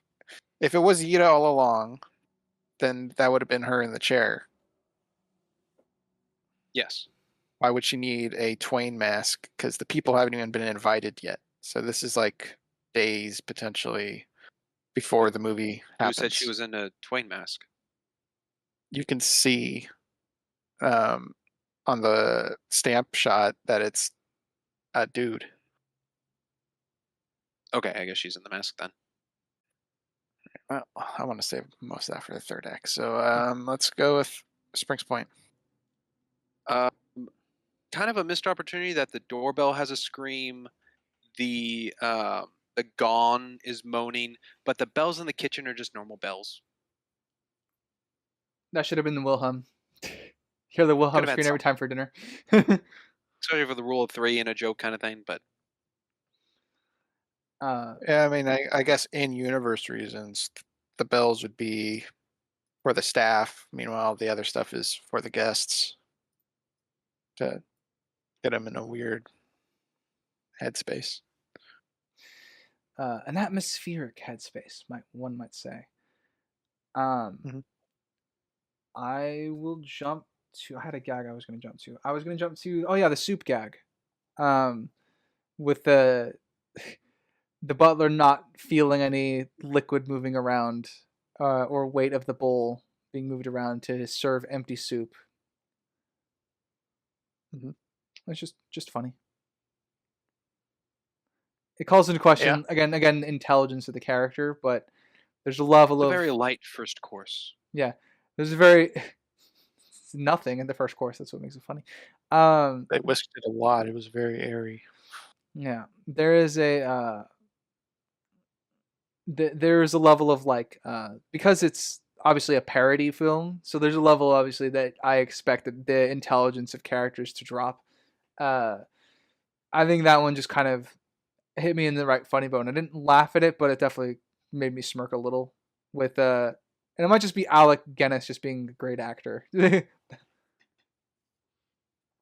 I mean, my favorite face he makes is in the third act. Uh, Oh, when he's pretending to be uh, a woman. no, my favorite one's when Charleston says that Dora got um, stung. I liked the face he made. Let's go with Sprinks again. When Wayne detected the poisoned wine and poured it, I think it was good and nicely framed of the bowl and I guess his napkin or whatever to cover the steam device in the table. It was a good lined up shot for the effect to come across. Yes. And I like the subtle reference to Princess Bride, potentially. Probably not, but still funny. Well, it'd be the other way around. Yeah. Well, Yeah, he says Princess like the Bride poison definitely. was what, like tasteless, odorless, and or nearly odorless, or something like that. Yeah, iocane powder. Yeah, exactly. That's kind of where I took it. Only iocane powder doesn't steam, I think, but it's still funny. Pierre very confident in his abilities to smell a scentless poison. Yep. He That's well, true. Yeah. I think yeah, it kind of feeds into his deduction, I guess, of why he chooses to drink it, and he asserts that Wang's was the only one that was poisoned. Which, if this is all Twain, that kind of makes sense because Twain really doesn't like Wang. All righter. Sure. Sam's arrival to the group. Um, he puts kind of everybody in his place for again. It just shows the kind of like blue collar detective versus the like classical you're in it for the fun detectives. which I think is an interesting dichotomy to have, and I think it definitely adds a little bit to the tension between the group. He's very brutally honest. Very much so. And Do you have stuff to add to that, Sprinks? No, Ryder got it pretty well. yeah, I think it's also get our first hint of like not all is everything as it seems, because he kind of puts Wang in his place for owning like a lot of the rice fields on China's mainland or something to that effect. So he kind of 50% of yeah he the rice. yeah so he kind of dresses the other detectives down for their differences as a group, I guess. Yeah. So I enjoy it. Yes, Ryder touching on it a little with me earlier about the falling swords thing. I Okay. don't think that was timed at all. Dick did not have to decipher it. No, he didn't think there was a trap in place. No. Um, I'm sure Twain was watching and Yeah, he was just ready to had his do that. finger over the button. Yeah. Can't Uh, just kill the guests before the whole reveal. Yeah, but it wasn't a thing where it's like it's on the screen and the fire's burning the screen thing, and Dick had to solve it in a matter of time. Yeah, there was no immediate clue or anything to solve. It's Yeah, just it I'm, did. It seemed lesser than the poison. yeah, I mean, yeah. since we're all just shitting on Dickie right now, I will touch on the fact that he is the last detective to suggest that there's two of each room. Like, there's a even his McGonagall's like that's old news by the time he gets in, I would like which to was point out he was by himself while they yeah, brainstormed as a collective. yeah, which is funny, but he still came up with it after everybody else. Yeah. Well, and Dora, she's pretty much right every time she says something. Correct me if I'm wrong, but wouldn't that make Mr. Twain the killer? And sort of, kind of, yes, I guess, depending on our answers at the end of the movie. And then she said it would be the maid, um, and then that didn't happen because the dummy. So she's pretty on top of things. Yeah. Maybe she's the real detective in that pairing. And Dickie's just the cover, Yeah, the face. which would be a fun dynamic to play with, because women were looked down upon in like that sort of profession for a while, and this would kind of fall into that time frame of her using somebody else as a cover, which would be kind of funny. Yeah. It would, but that gag kind of already went to Miss Withers and Marvel. Murder Kinda, poo. yeah. Old lady's giving me the finger. Well, yeah, we have Marble now. So, thoughts on Marble? Who? Oh, Uh, kind of a just there character. I She kind of just built into a little of like, why is she late? Suspicious is she the culprit kind of thing. Like, didn't arrive with anyone else, but nothing really came of it. it's weird that they establish uh a connection between her and Sam, but they don't really play on it much outside of like her adding on to Sam's reason for wanting the Twain dead. So they introduce a dynamic and then do nothing with it. Yeah, and I suppose it's just to show another side of Sam too. Yeah, because I guess. he's rude to everybody, but he has a history with Marvel, so I'm like that's interesting. I want some more from that, because we've seen everyone else kind of have the sort of banter back and forth kind of thing where Pierre and is noticing that Charleston is potentially cheating on McGonagall, uh, which is uh, you know it plays into the skills and that, and they're kind of their bickering and back and forths, and we don't really get much of that for um oh God, I just said his name, Sam. Because obviously he's a loner, a straight shooter, but he has an exception in Miss Marvel, which I thought was interesting. I just kind of I wanted more from that dynamic. It kind of feels like I wish they set up for more than just what we get. Yeah, I can agree. It's their dynamics a little underutilized. I think it's serviceable as is, but more could have been done with it. Yeah, I think more there is would probably be in service more for Miss Marvel because Sam does actually do a lot on his own and is his own right as a detective. Uh, Sprinks, did you answer the Marvel thing? Yeah, she's just kind of a there character ish. It's interesting Okay. to play her into a connection with Sam, as Ryder said, but That's pretty they're much not all there's. touched on enough. Or Yeah, all these other characters know each other, but and then motives of like explanations, but nothing's really like overlinked or tied. It's just all connected to Twain.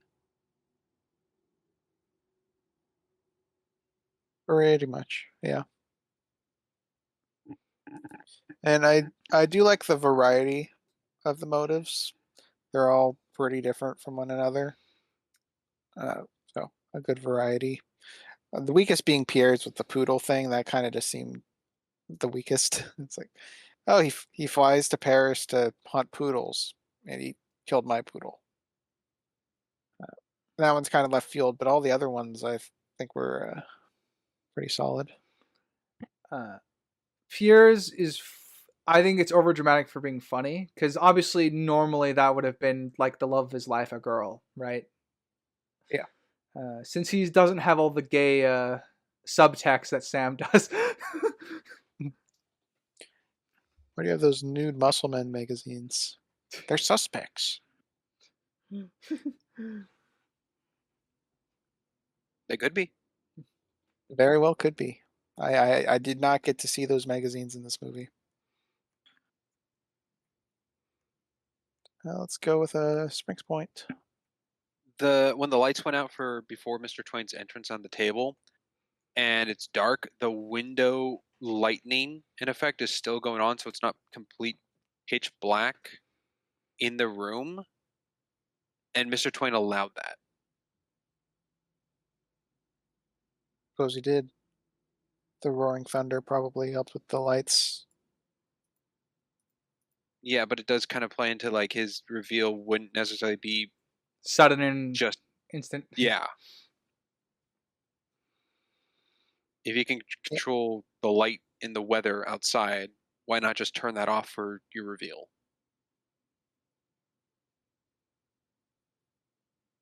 don't know. Not Mr. Twain. I'll just go with this. He liked the sound of it. Uh, Twain's design is hilarious, I think. It's over the top. Yeah. He's a character. Uh, He's like Elton John's grandpa. Yeah, don't pretty let much. Elton John hear you. um, yes, I agree. Definitely comes across as a character. I actually quite uh obviously the we get the reveal of what his goal is here. Well, at least part of the goal. In this scene, which is that he wants to tarnish all their reputations. Um, which is, I guess that's an interesting motivation. I'm not being what the reveal is he just wants to humble them a bit. Um, and it's serviceable. I guess is the now we have our I guess the thrust of the mystery that we were gonna expect to happen. Yeah, now the story kind of officially kicks off. The intro part of the it's, story it's is been over. character introductions and set introduction has been up to this point. Mm-hmm. I do like that they have a brief moment of showing Twain is still like human when Sam just threatens to shoot him as a direct means of just solving the problem. I believe he's real right there. Yeah. He's like, Heroes hold don't on, always all work. right, it doesn't always work. Which I do like that because it shows that he is still human. It's funny, and also it adds more onto character Sam of just wanting to cut through the bullshit. It He's got could a play very though. fast Well, chair. he does get up and walk around. Never mind. I was Hmm. gonna say it does kind of play that the other end could have been the mirror then, but it wouldn't make sense. Uh, yeah, I mean, that's something I could have played with. Something I'm not a big fan of is the riddle to solve the swapping room thing. Because Yeah, it's not even a riddle, it's just describing what it's instructions. Yeah. yeah. I I would have preferred an actual riddle or them just figuring it out by other means. Or that, yeah. But the just spelling it out, stand outside the room for 10 seconds and go back, or blah, blah, blah. That's not what it was. I didn't write it down, but It's very it's juvenile essentially what it was. for the best detectives. Yeah. It And the helps that fact this that is a they were so parody, but complex. that's it's still still feels like it's beneath them with how Yeah. well they've read into each other and stuff like that. Sprinks, you wanted to cover the cow? Oh, I don't know how the head would fit. A human head Yeah. couldn't fit to get the eye in that position. He If would it need was like a a giraffe neck or something to stick his head Yeah, in. if it was a periscope up the head, that could work. Well, I just took it as he was lying sideways, so he just slid into the head. I still Oh don't no, think he that poked works, one eye especially out. after seeing his proportions of his body. Oh yeah, I agree. It's you won't find me pushing back on that one. Yeah, a periscope could have solved it. Yeah, I agree. That one not physically possible with what we have shown. Uh, I think a joke with the tone that I thought was pretty funny. I think this one I feel like I was reading into the film, um, but a joke that kind of was like the shock that Twain was spying on them as Sam just announces to the crowd, like, "Yeah, he's been watching us the whole time," and everybody looks up to see the eye in the moose's head, or the yeah. When Hmm. obviously people have been noticing him the entire time. So like Pierre's like, yes, yes, the dog's eyes are moving. So it's like no one cares about noticing beforehand up until that point, which I guess worked for me as a bit of a layered joke. Yeah, they're observant. Okay. Uh, do you have more to tack on? I just didn't see it as a joke. Okay. My point with that is like I said, I think I just inferred a joke there. I don't know if I would call it a joke too, because it's obviously at that point they're just the suspicion is high. Okay. Sprinks, your turn. What do I have? At at 50 minutes 55 seconds, I noticed they did a thing for an audio quality boost, but in doing so, it caused a continuity error. And that's when Miss Marvel was explaining at the end of the table, I think to like hold hands, and it is her starting her talk at the end of the table and cuts to a closer shot of just her and Mrs. Withers to finish what she's saying, and then cuts back to that same wide shot of everyone in the room. And upon the cut getting closer, she is clearer to hear, but her arms are not lined up between the two shot cuts. Like a continuity error Oh for yeah, her yeah, arm yeah. is. Arm placements. Yeah, Yeah, yeah. I actually thought the same thing. Yeah, I know exactly which one you're talking about. but I believe it being that it was cut in the middle of her talking, it did seem like that first, if cut into three, first and third were a complete shot, and it just maybe she didn't sound clear or come across clear, so they did that middle shot to get it to sound better of what she was saying. But in doing so and adding that in editing, it caused a continuity error. Yeah, that's probably what happened. Let's Is it go ahead. Marble who notices the missing knife from the kitchen, right? Yep. Okay. Just getting The things missing just butcher knife. yeah, just getting things right in my head.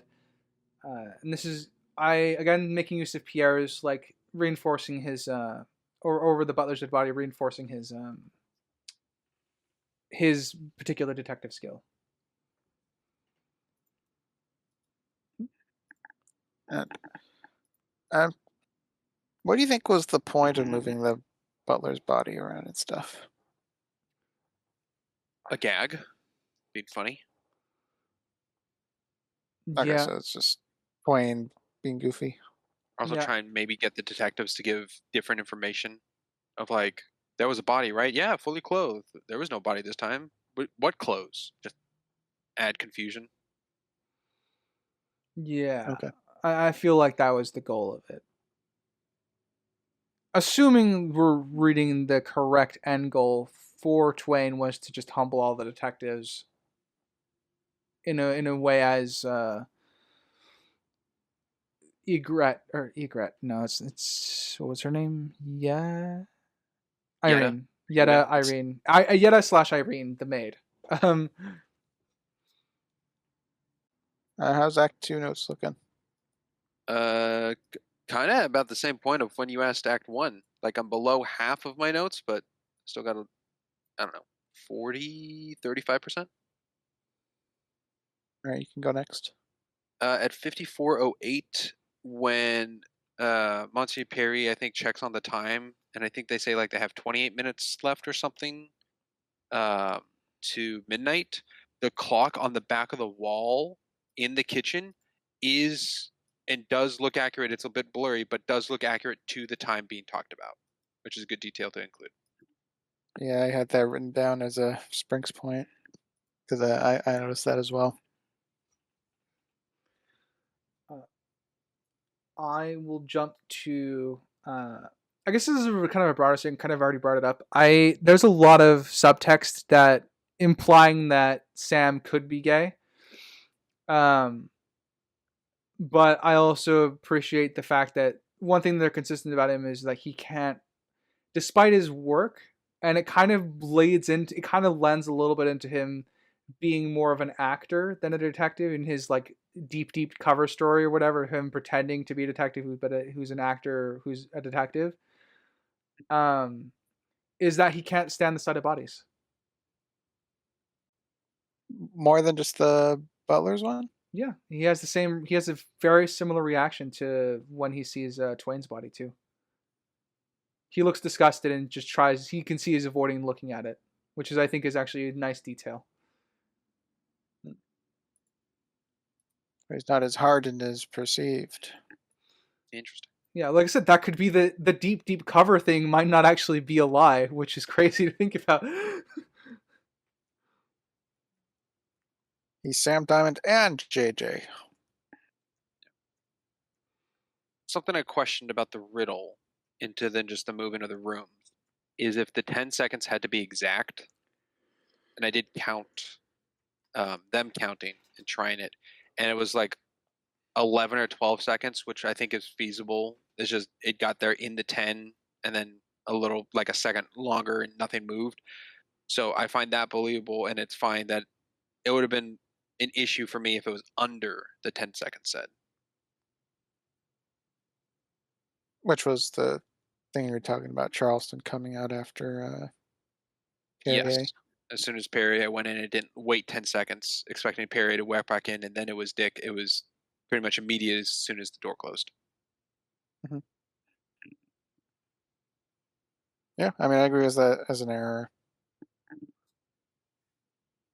I guess a question for you, Crimson, that I didn't know the purpose of. What's the purpose of the gunshots going off in the manor? Uh, I think it's to split them up more 'cause, they said they all had opportunities to have killed him. So they needed an excuse for them all to leave the room. So I'm pretty sure that's what that was. I don't think that's a great reason either, because they're never really apart from each other, except for Charleston in the bathroom, and Carrier is by himself at some point. But And Sam is technically too, even though the camera's on him, because Charleston is in the yeah, bathroom. I suppose that is true. So there are some instances where But they're Marble off on their never own. leaves the main room, so I guess she's never really a suspect. Oh no, she does. Never Yeah, mind. What am she I she talking about? leaves The with knife. Wang and Um, Pierre. Yeah. yeah. For the first crew. So yeah, it's just to get everybody um, opportunity to have committed the crime. Okay. Where those shots went, I don't really know. But Or if they fired were in somewhere. fired from a gun. Yeah, Yeah. could have It been a could have been sound it could effect. have just been a fake sound effect thing like everything else in the house, but we just don't really get we don't get an explanation for it. Mm. Oh, Ryder, you're up. Sure. I actually quite like following Sam as he figures out the two room thing, or at least gets a lot of ideas and evidence to go off of, because we know that Group One experienced it, and now he goes through it a couple times here where he notices he didn't close the door. Um, and but then he goes back to check on Charleston and finds that he's still not there. Closes it, waits a bit, checks again after he like a minute of confusion. So I quite like him working through the steps to figure it out. Yeah, I guess my only thing is it almost feels redundant seeing it get solved twice. The room, because Yeah, it kind of goes into what Sprinks was saying about the title going into the cards. But as an audience, we already saw it get solved, so I don't know if we really needed to see it get solved again. yeah. The only benefit that I could see of him wanting to see it again is if it was solved a different way, like the detectives used different methods. Like so Yeah, it we just could, showed that Sam paid attention, pretty yeah, much. which is fine. But I think if you're gonna show something like this more than once, just show the benefit in theory. What you should do is that show how the detectives like utilize their different skills to figure things out. Like Sam could just be that good of an observer, and he's like be through him testing the doorway several times, he figures it out. Whereas obviously the other detective is subtle. You could show them going through the riddle steps a little bit more, kind of showing that they're more of the intellectual types, while Sam is more of a test it type. Yeah. What do you think, Sprinks? Yes, I would have liked if they played more into their skills of the characters of detective. How'd you feel about them solving it twice for the audience? Can you go into more of that? What do you mean by solving it twice? So you had the trio who had the riddle, and then they solved it, and then they told everyone about it, and then Sam and Charles goes, and then they go back, and Sam's like, "What happened to everybody?" So then he runs through the same solution. Yes. Um, redundant. Okay. If they were just all explained in the room what happened and they all heard, then I don't know why two characters would go trying to prove something if they didn't believe it. It's fine, but playing it again like they're the ones who just solved it is dumb. Ready? Go with a strengths point. Last one I got is Pierre arriving through the other set of doors in the butler's outfit. I think it's too wild without giving a reason. Yeah, he. It's kind of nonsense humor, but in a movie like this, it's like it's just there.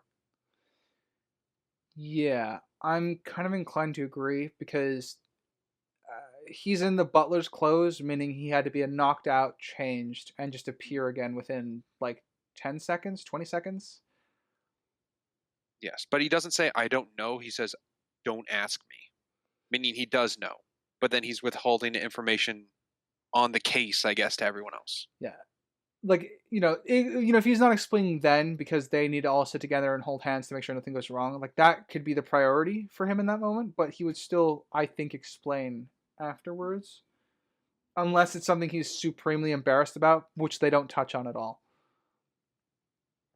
It's just kind of forgotten, so that's why it comes across as nonsense humor. I think it just goes with the gag of the butler, fully clothed, naked, just the clothes, and now the clothes are on someone else. Which unfortunately, in a sense, kind of, breaks that 3 act, or not 3 act, the rules of three of joke by a fourth time. By a fourth time, it's dead. Yeah. Yeah. However, Yeah, I'm inclined to it is agree. done differently. So that's something. Because unlike the rooms that gets a verbal reason, we don't get a verbal reason for the change because he just blows it off. So I would like something out of it. Yep. I guess some quick notes because I'm almost done too. Sam using Charleston as bait, like in the same way he used his secretary for when going through the door to see the naked butler. Uh, like he makes him go in first. Um, and then I have a lot of Sam observations. I guess I subconsciously like Sam a lot. I like that Sam, after everyone tries to pull the unlocked door, he just shoots it. Again, really keeping with that facet of his character of just wanting to get straight to the point, to open the door for Pierre. Yeah, I did Yes. right. Lucky Pierre didn't get hit because Yeah, that is it That also wasn't like Sub-Zero an too. extreme angle. Yeah. he also didn't comment on the bullet. I guess he was too in shock of how his outfit changed. Yeah. Yeah. And you probably knew roughly what time it was to hurry things up. Mm-hmm. Yes, he does have a pocket watch on him. Unlike that's in his other outfit, and now it's changed, possibly, because it doesn't come back. Sure. Ryder, was that your last one, or did you have a couple more? No, I'm good to move on, sir. All right, on to Act 3, which is from the murder to the end. And start with Ryder. All right. Um, I just the I'm just gonna start at the beginning of this act. Just how the comedy of this really lands for me, just because it's like it's kind of slapsticky, but it's just Wang is like, you were wrong, Mr. Twain, and then he's like, he shows that he steps to the side and shows that Mr. Twain's the one that knocked at the door, and like everything's fine in just a second. Obviously, Mr. Twain is not talking because he's already been stabbed a bunch, and then he just falls forward. But there's something about that gag that kind of landed for me that was just kind of funny, slapstickish humor that I appreciated. Yeah, no, I agree. It has that to it. Um, I think that Mr. Twain there is a real person, and that's the That's a dead body gamble. of Mr. Twain, and not a dummy. It Oh, would the have the to dead be. body. It would have to be because of all the detectives examining it. And Presumably I So a guess also body. having Sprinks, blood. Sprinks, you're with the idea that he planned on the maid to kill him to trick these people. Then I have the idea that Mr. Twain was dead at the beginning of this movie. okay, and the one at the table was the maid. Yes. Yeah, that theory works. Possible. Yeah. Because Yetta and Twain are never in the same room together. It was in my theory. Well, and the letters part, was that Twain or Yetta? Do you think? That was Yetta disguised as Twain by you saying that was his face handing the letters to the butler. Because if the butler's fully blind, then it doesn't matter if she's wearing the mask or not. But to save the sake of a continuity error, then she was just in Twain's outfit to begin with, knowing that the guests were to arrive. Actually, no, that I wouldn't make mean, sense Frank could have sent out the because letters and then she killed him. it would take Yeah. time for them to arrive. So yeah, I guess that's just a silly thing or a cover up, which is fine if she's just like could be testing to make sure the makeup and mask and all that works. So Mm. Sprinks. let's see. I guess by the sake that Twain's body was stabbed 12 times, as said by Twain earlier, which was Diamond, I think, brought up of like, oh, how would he know exactly how it's going to happen if, like, then, like, he's the murderer kind of thing, like, if knowing what's going to be. And in my head, I went, oh, that's Yetta just telling them that she stabbed Twain 12 times and knows, like, that when she killed him kind of thing. Yeah, in retrospect, that is what that scene becomes. So it makes sense that she would know the number specifically.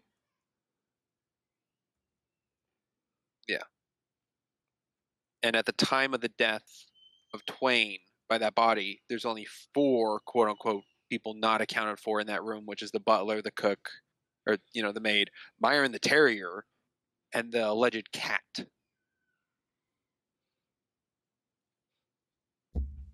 Yep. So at that point, I'm like, And a it's couple it's one deleted of scene these. characters. Ooh, delete scene character. Yeah, Miss Marble had a driver. Oh, Interesting. Makes sense, but interesting.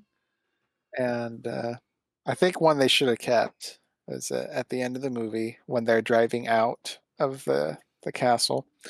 A car is heading to the castle with none other than Sherlock Holmes and Watson going to Twain. That would have been funny. that Yeah. is a bit funny. And Wang tells him where to go, and the son's like, Why'd you tell him that?" They can figure it out or whatever, something like that. It's on YouTube. Someone could find it. That's cool. I like that. Question to pose that I was curious about: when Diamond brings in the case of the dummy of the maid, and it's like, oh yeah, dummy, here she is. Was that ever used? Like, in practicality purposes, or what do Was you? that dummy anywhere other than in that box? Like, okay. In universe? In Okay. It was probably in the box the whole time, I would guess. Okay, that's where I lean to. It's another one of those things just to like throw them off the track kind Yeah. of thing, add more confusion. I mean, I took it as an in-universe thing, and also a joke because Sam describes how perfect a replica of the body inside the fake body is in the trunk, and obviously it's anything but a perfect replica. What do you Yeah, mean? It looks like a real person. it's close to her likeness, but Yeah, it's not too far off. Oh, they got that. I also counted that Sam leaving to go to the bathroom took him 10 seconds to exit and come back with the dummy box, and the sound effect of the box being scraped across the floor started 6 seconds in. So I don't think he used the restroom. Not Maybe he likely. found it in the restroom. I think so because we see the door still open and him turning the corner to go into the bathroom. So I think that's where the box was. Yeah, they just know that he's got a terrible bladder. Also, the arm for him to find in that time span must have been on the outside of the box. Don't think he could have opened it, took out the arm, and closed it. Not within turning the corner in the 6 seconds to then scrape the box across the floor because he's not carrying it. Sure, I can believe it. Yeah, time-wise, he would need a couple more seconds, I guess, for that. Yeah. It could play into that when Dick was in the bathroom, it was just a box and the arm wasn't out and he didn't, paid no attention to it because the camera never like focuses on that where a corner of that bathroom where it could have been or the floor. So when Sam went in, Yvette could have like put the arm there. It's like now look at it, and that's what Sam's attention went to get it. Could be played like that if the box was in the bathroom the whole time. Yeah, could be. I guess on timing, because I'm sure you did it, Sprinks. The bomb Yes. was more than 30 seconds, even if you overlap the Perrier stuff with the bomb. I counted the 30 seconds at multiple points. The bomb is longer than 30 seconds from the start of the ticking of the noise. It is longer than 30 seconds after verbally saying the bomb has 30 seconds, in case that was like Twain setting up something there. It is also longer than 30 seconds upon finishing the note that the door PS is locked. Yeah, it's whatever, 37 seconds, 38 seconds. And So then in any the instance, it's too long. yeah, I and agree. the Perrier explosion could have just been concurrent with what was happening, but that could have even been more tacked on time. Um, Sam crying and stuff. It's because he keeps doing disguise, disguise, disguise. I can't tell what's genuine out of him. He- Uh, do you think he was crying or what? I don't know. I can't tell. The camera took it away from us. Yeah, I had the unfortunately I had that Rings of Power thing where oh we cut away because it's not important. I'm like oh okay yeah. Unfortunately that's what it Good reminds. example. Yeah, or Game of Thrones season 8, the Long Night, and we cut away Do from you the think I remember characters. that? So yeah, good. You don't. I'm glad you don't. But yeah, we cut away from the characters, so they're probably fine. That's what that battle turned into. Oh man, So a whole fight going on. Let's spend 15 minutes of Arya doing stealth. Yeah. yeah. Um, so kind of what I took from that particular moment is like, oh, can Sam be capable of crying? I'm fine with it. I wouldn't necessarily see it as out of character, but I don't know if they'd earned that point of the character. No, it goes into can Sam Diamond cry? Probably not. Is the person playing Sam Diamond crying? Yeah, Maybe. maybe the actor's being overwhelmed. So the deep cover actor. Yeah. The actor who is Sam Diamond. Yeah, exactly, exactly. So I could see both. Uh, I don't. I would have less of a problem if it's the actor being in deep cover that's crying than it being Sam. But I can see. I would be okay with Sam crying if they built him as a little more of a emotional character instead of putting on a rough exterior for everyone. It just gets me confused when Sam or JJ accuses um, Benson Mom, I guess, of being Sam Diamond. It's so confusing. it is, but I'm glad that's the one that Benson Mom says no. Oh, he doesn't Like just it's say too, no. He's like, it's so it's obvious. yeah, no. It's like no. That's not gonna happen. He doesn't play into that one. No, that would have been so obvious a child could have guessed it. Uh-huh. Yeah, I Um, agree. I'm glad that's the one that broke him. but Even I him don't know what himself Sam was. knows he's not Sam Diamond. Like he is Sam Diamond. So that's like putting your name onto just a random person. Sam Diamond knows himself that that's not true. And Sam's goal is still to win $1 million. So I don't know why he's doing that. It's a really dumb move. Which leads into the point that maybe he isn't Sam Diamond. It could be. Maybe he's just lying to test the whole time. Well, actually, one of the things I liked about Sam is he's not in it for the money. Like, of course, it'd be nice to get the $1 million, but that's not his goal here, unlike everybody else. Yeah, but why chime in nonsense than the last one being the last person in the room? I have no idea. I'm not going to read into that part. I can only pull so much from what I get from his character. It's pretty out of left field, which I think is kind of leads is supposed to what's lead into obviously the climactic point of the story as it turns out. Well, the whole monologue by Wayne, I guess, about authors giving incorrect information or late information or giving the new character in the last 5 pages of a book. That is the sole reason this movie exists. um, the writer, um, the he hated that when he was a kid reading mystery books, so he kind of came up with the premise Ah, off of that. I found a fellow brother to hate Ryan Johnson movies with me, is what I'm hearing. Maybe. Yeah, sure. Could be. So the monologue was the point of the film. Okay. I would have guessed it was, uh, but it's nice to hear that I guess my interpretation lined up with the author's. And I got that from like an interview he did, so it was from his mouth.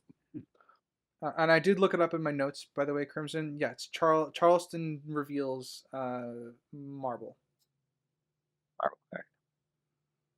So we kind of talked. Malate. Yeah, we kind of talked Yeah, about that.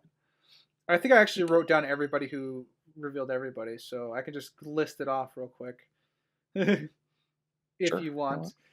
Uh, uh, Lots of Sam. yeah, Wang reveals Charleston's. Charleston reveals Miss Marble. Miss Marble reveals Sam's assistant as a niece of Twain. Pierre reveals Wang as an adopted twin. Wang thought his adoptive father was stupid. Wang reveals Pierre's greatest love was killed by Twain, and it's a sad zoom in music as he breaks down because it's a poodle, which I just thought it was fun. Sam hated him and is revealed by his assistant and Wang to have been picked up by Twain in a gay bar. So it kind of comes across that he's here because he's being blackmailed in a bit because there's photos. And they all have so they all have motives is kind of the joke. Because Sam, I didn't really take Sam as revealing anybody in the scene. He's just kind of listening most of the time, but he does like Oh, add on to people when they say something. So he revealed Wang. yes, I did write that down. Sam reveals Wang. Yeah, that was like the first one. Oh yeah, in the very beginning of the film, you mean? And not with the rice thing. Yeah. Yeah, Yeah. he reveals Wang in the rest thing. In here, Pierre reveals Wang being an adopted twin. Sam got his in early. Yeah, he did. A lot of finger pointing. Yeah, it's like Pirates of the Caribbean. Yeah. With the footlocks. Not like that. Yeah, with the wet footlocks. Exactly. Yeah. Sprinks, point. At 1 hour, 13 minutes, 25 seconds, when it zooms in on Miss Marvel, the first accusation or whatever, and it zooms in on her, I thought that was very funny.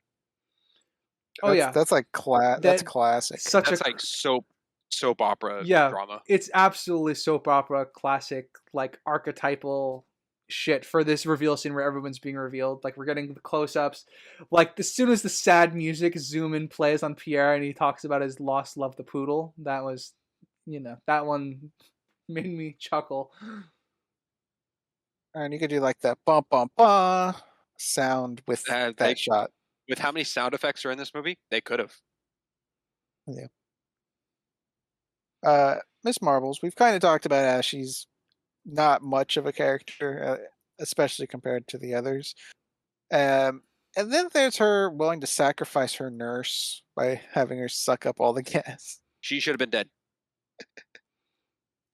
Yeah, I see slight believability of all these other people. She breathed in poison gas and is still living. She should be dead. Yeah. Well, she could be immune to the gas because of she could have built up the medication she's taken or something. Yeah. But then that goes into Twain didn't design that gas to kill her then. I mean, one could argue he didn't want to kill any of them with the methods he chose because he could have just killed them all the same way. Maybe. I guess so. Yeah. I mean, it kind of plays into the Scorpion being fake. Or is it? That would matter. Yeah. We'll never know. Because, I don't know, Charleston is not a detective as far as I'm concerned in this film, so take everything he says with a grain of salt. Yeah, I agree. The surviving the poison gas over the top. It comes across to me as like funny enough, a classic badly written murder mystery detective novel where the detective just found, where the writer introduced some random gimmick to get the detective out of the situation that he wrote them into, or the hero out of the situation they were wrote into. Oh, that's strange. And what book is that? Uh, Mhm. I don't Maybe it's actually, a movie. I actually don't have any examples. I'm just using it as general. Give me a few Oh, minutes okay. and I can get you Gotcha. one. No, I was just curious, just checking in. Uh, I mean, and some of them are far more efficient ways to kill than others. Like the ceiling Yeah. and the bomb are way more effective. Yeah. Oh, yeah. Uh, I mean, I guess the right word for it would actually be Deus Ex Machina. Like he just, the God saved them because the writer saved them because they wanted to. It's kind of how I view yeah, so, the marble being saved by her now dead nurse. Yeah, I uh, just feel like that one's the weakest if they were all designed to kill the person in some way or form and they overcame it. It would still be designed that it was to kill those two people in the room. Yeah. I mean, even with like the snake, um, which was an error because it was a constrictor, but you had a rattlesnake sound in the room. But there was one snake, so it would have only been able to take out one person. Yeah, or the one scorpion. Yeah, I mean the scorpion could be sting, but because this was a constrictor, can only really focus on one prey at a time. But yeah, Yes. not a bunch of efficient ways dispatching these people. Creative ways, but yeah, not efficient.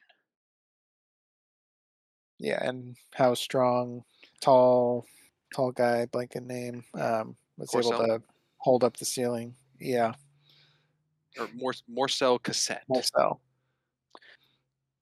Yeah, I Go. think that one was a pretty weak reason Yeah. or explanation as well.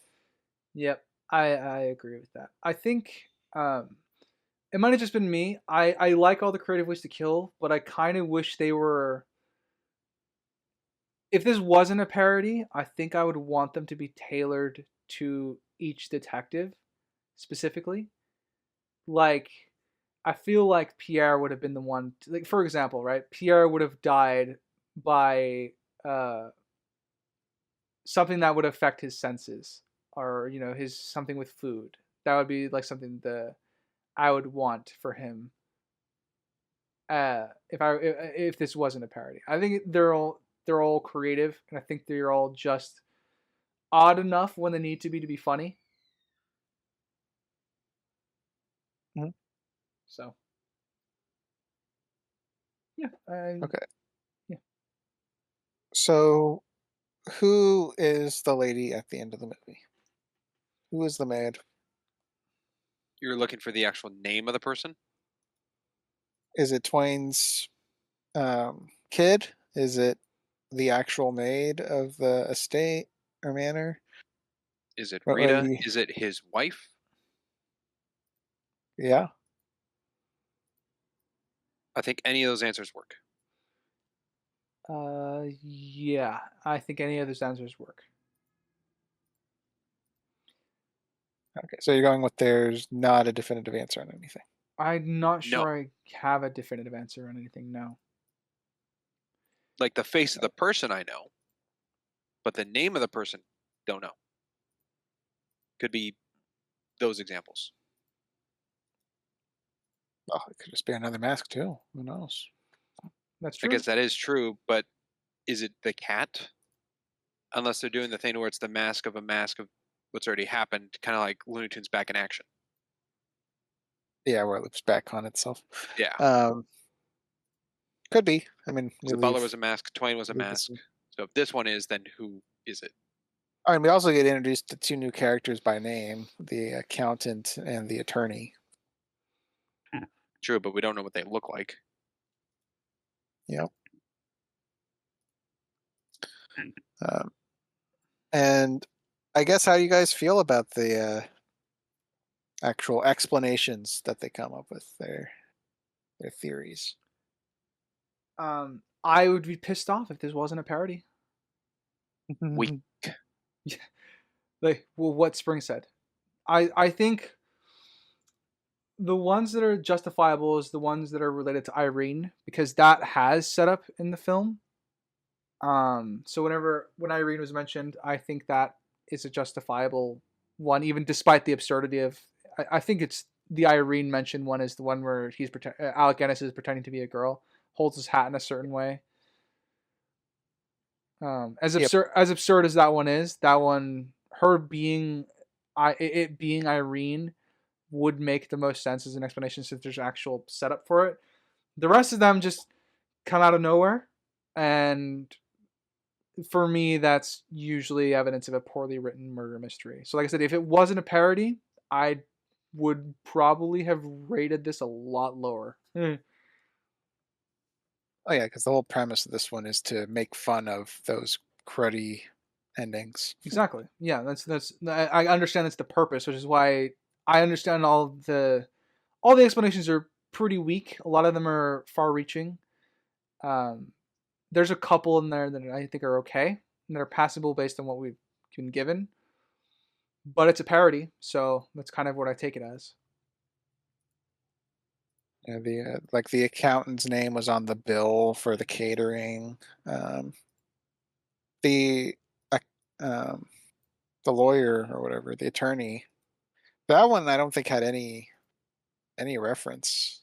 I don't know how Marbles came up with no that. this again with the accusations of everyone's motives, and then this end thing of the reasons of who it is and what could have done. It doesn't feel like a lot of detective work, just info dumping. Yeah, which is a lot of the issues that this movie's ultimately criticizing and making fun of, because a good murder mystery has all that information layered into its story for the audience to pick up if they can, and if not, the detective will put it all together for them at the end, and then the audience can rewatch the film putting it together themselves. So Hmm. that's usually that's what this film is making fun of is the lack of that because all these explanations are absurd and do come out of nowhere, or most of them do anyway.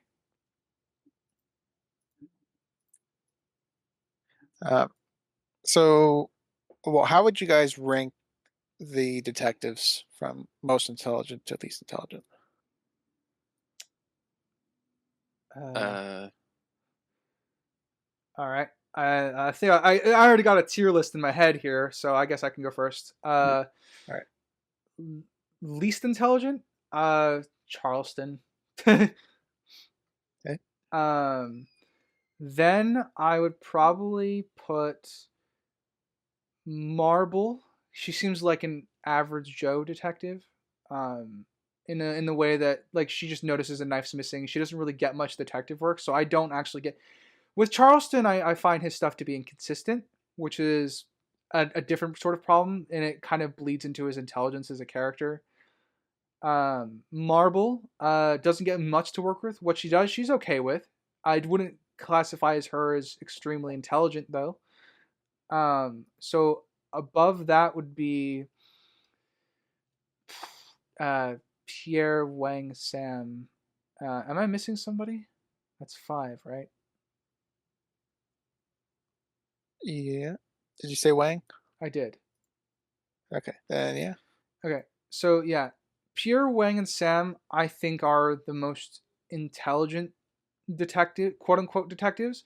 I think Pierre has the mistake, like not noticing that he's blind. So I probably would put him in third, and then I think you can make an argument for Sam or Wang being at the top or second.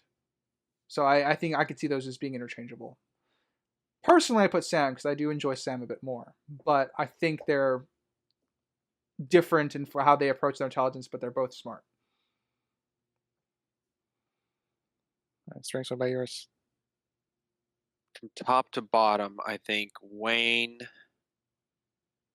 Sam, Marble. Uh, it's a tricky one between Dick and Pierre.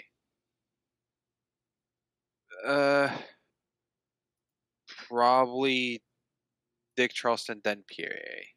Probably my bottom. Wow. Why would you put Pierre at the bottom? He's a one-trick pony, and the observance of blind, and the licking the mustache, and the butler outfit. It just seems like a lot of dumbness is put onto him. Okay. Um, I'm leaning Sprinx's, but Marble at the bottom, purely because she doesn't get anything except saying, "Of course, we're not supposed to leave fingerprints. We're not amateurs." um, she just doesn't have a moment. Charleston, even though it's very weak, I do believe the swords and the accusations do point towards him having some level of intelligence. So there you go. And then I'm guessing Kyrie, Sam, and Wayne for you. Yeah. Yes. Yeah. I think that's the order. You said Um, close to me, and then you did the first two and just round out the other three. yeah. Yeah. Let's go with a Sprinx point. At 1 hour, 20 minutes, 47 seconds, when Miss Marble smells gas and tries to bang on the door, she's not touching the door. Yeah, that was just funny. Yeah. You don't want the set to be wobbly. Which this whole movie and the castle was built for the movie. There was no location for this one. Cool. I like that. I mean, like, I like that they built the whole set that you can move through. Yeah, I like the look of the whole place with all the antiques and just the color palette. It felt era appropriate. Yeah. Added to it. I'll jump to um, when Wang interrupts the crossing the names off the list. One, it's lucky that his name was the one that was in crowd of stuff for him to show up and have a cool movie moment. But I do I guess appreciate the satisfaction that the base scene does elicit in its audience.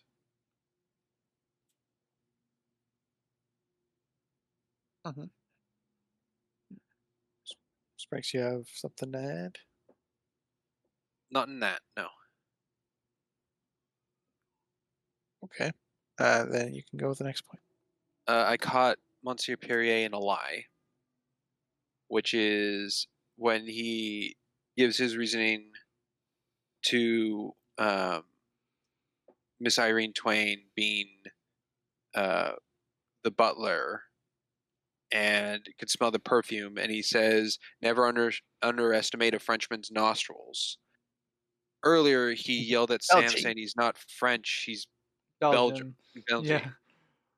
Yeah. So Yeah. one of those two is a lie. Yep. I'm going to go with the French nose. He could have been a born in Belgium and then moved to France, but again, that's just going into like how does he define himself? What the relevancy of that particular view of himself as a character? We never dive deep enough into for us to know that. Yeah. Yeah. Um, Something maybe you guys could smooth out is so we have Twain dead, and then they go in the room, and that's when they talk about their motives and stuff. But before all the fingers are pointed, they're talking about the doors will unlock by dusk, and I'll be $1 million richer. I think Pierre said. Pierre said, and I was just thinking, who do they think is going to pay them?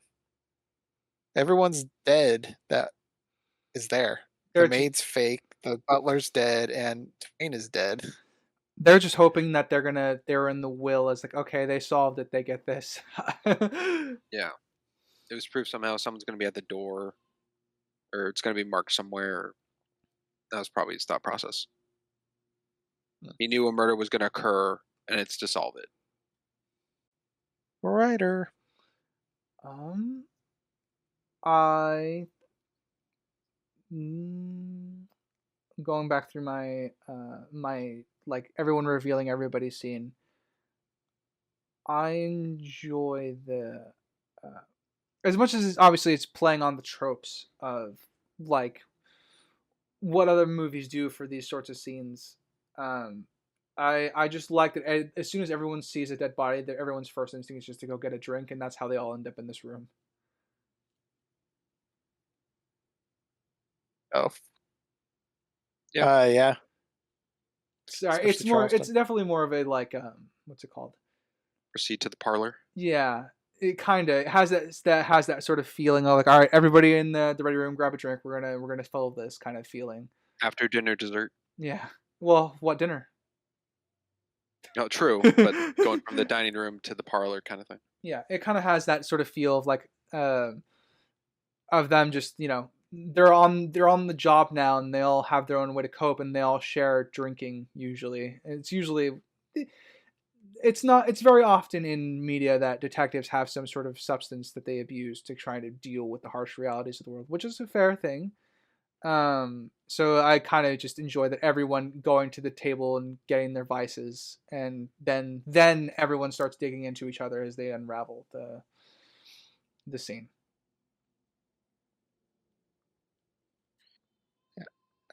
Something I found a little lacking. I don't necessarily think it's subjective, but maybe you guys could flip me on it. Is Gary, Gary, yeah, but whatever. And Marble don't really get a goodbye drive. We get Charleston with the Scorpion. We have Sam talking about being Sam, and Wang talking about a ruined trip or whatever. But the other two, we don't really get anything. I find it I passable for a rule of three. oh, you mean like for your bookend? Uh, well, the bookend to have the box be closed back again from the credits, but just like a goodbye of kind of a jokey manner of three characters. So one, two, three, done, Yeah. and not a end of every character because they are kind of all scrambling out the door to get to the car, so everyone's present leaving. Yeah. It's one of those things where I don't think it's needed, but it could be wanted. Yeah. I think if the film did a better job at attaching us to all the characters, I think I would have liked to see how they would send everybody off. But for, the likes of Marble, I don't need to see them leave. Uh, Plus, we never saw her arrive, so Okay. Yeah, I wasn't 100%, so I'm good with that. Um, on them squirming out the door, I do like how they are leaving in a way that their characters would. Like Wang is quickly shuffling out because he feels like ashamed of how well he did, and Sam he like dips his hat down and then walks with his head down to like hide his shame of failure. Uh, oh, I liked how they portrayed that. yeah, I like that Yeah. too. That's cool. Was Pierre also like eating something?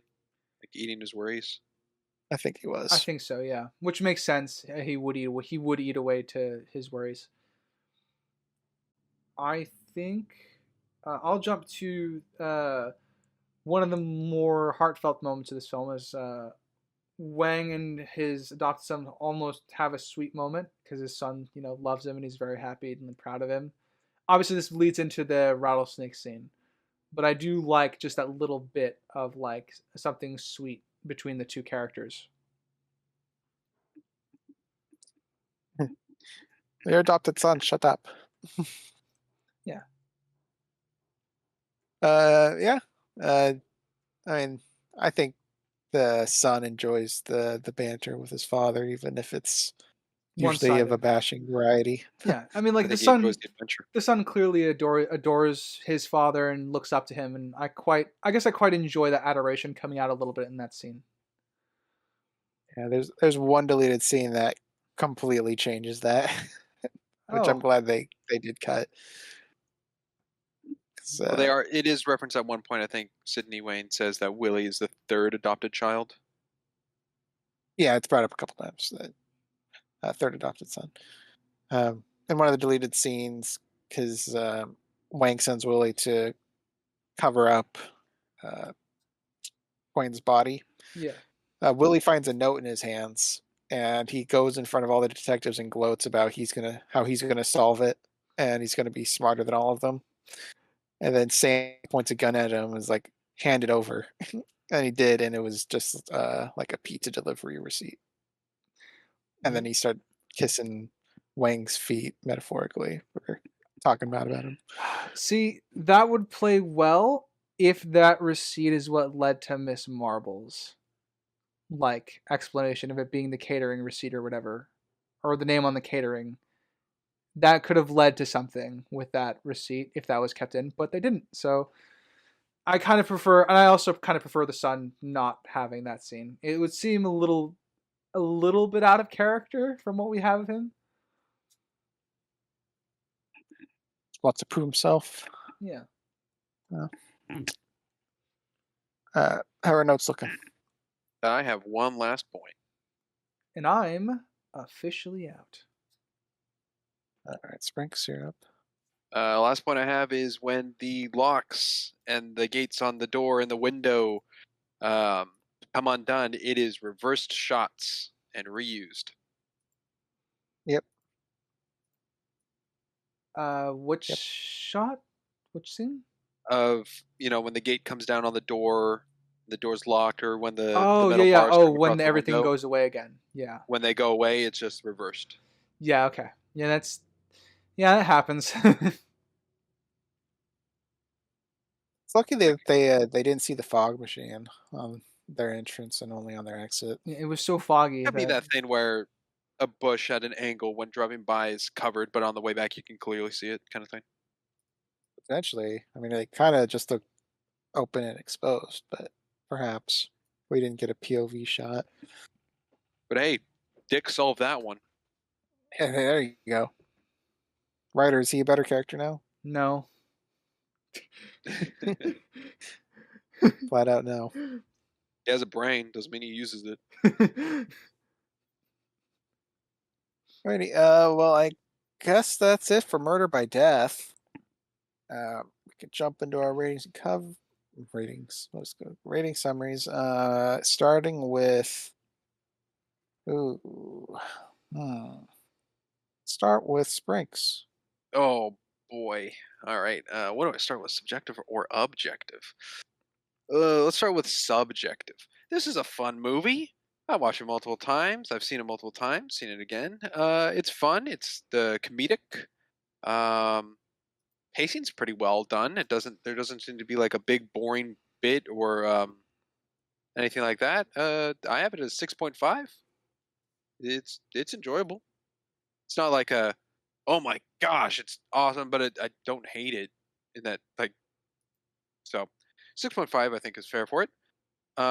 Objectively, when finishing the movie for the pod, I wrote down a number, slept on it, woke up, opened my notepad, changed the number. Um, let's see. The acting, I think, is kind of it's a little difficult, but I think just kind of middle of the road because it does feel like everyone's exaggerating a character, and then the ones who aren't, like Marble or Dora, is just kind of just talking. Doesn't really seem like there's a big like acting or emotion or something to convey. It's just a lot of talking, and some silly voices. So I don't mean to like fully discredit the portrayals, but it just seemed kind of just like middle of the road, I guess, a bit. Um, the set design I think is great.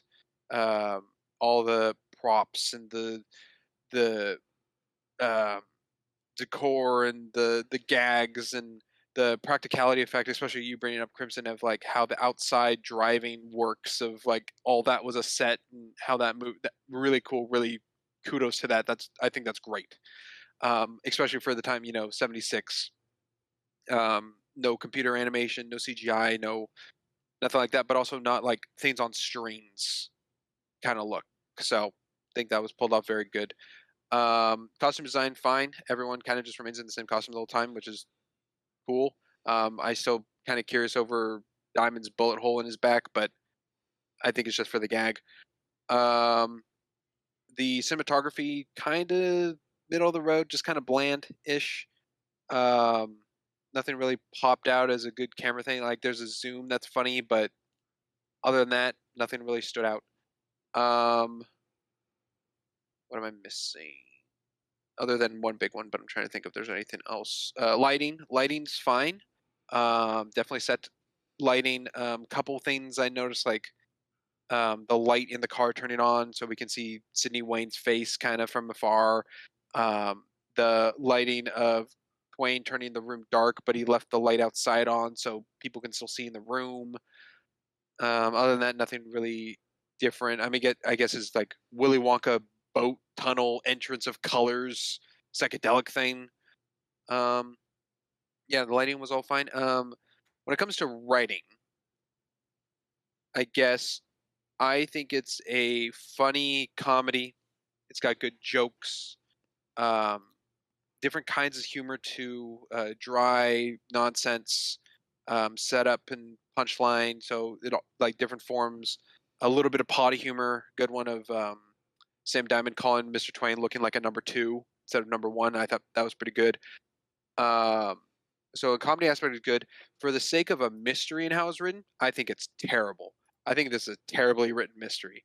There's nothing set up that is like curious to the audience. There's the answers kind of given by the phone line cut kind of into the movie. I think the end, there's no like, this is how I deducted something. There is no deduction. It's just people spewing things, how they get their information. Don't know. They did research off screen. It's a lot of just info. Um, Unlike a mystery where I think it needs to be explained how something's done, this is just kind of excused how stuff is done, and I think that's a big tarnish to it for a mystery movie.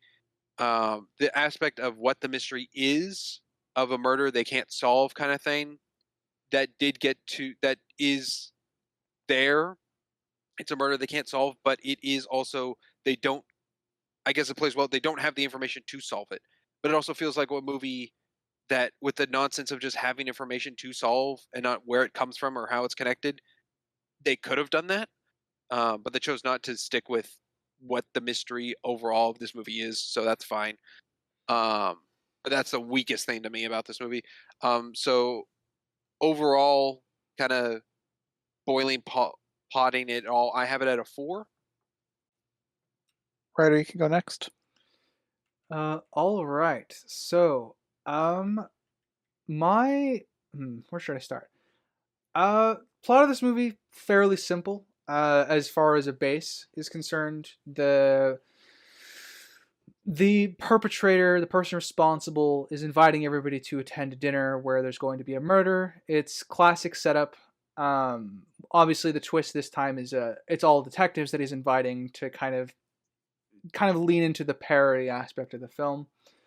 Um, and the plot is following the characters through their introduction, through then to like the unique situations they get caught up in, trying to both prevent the murder and prevent the tarnishing of their reputations, which then leads into, once the murder happens, they go about ascribing each other's motives, explaining each other's characters a little bit deeper, kind of fleshing them out.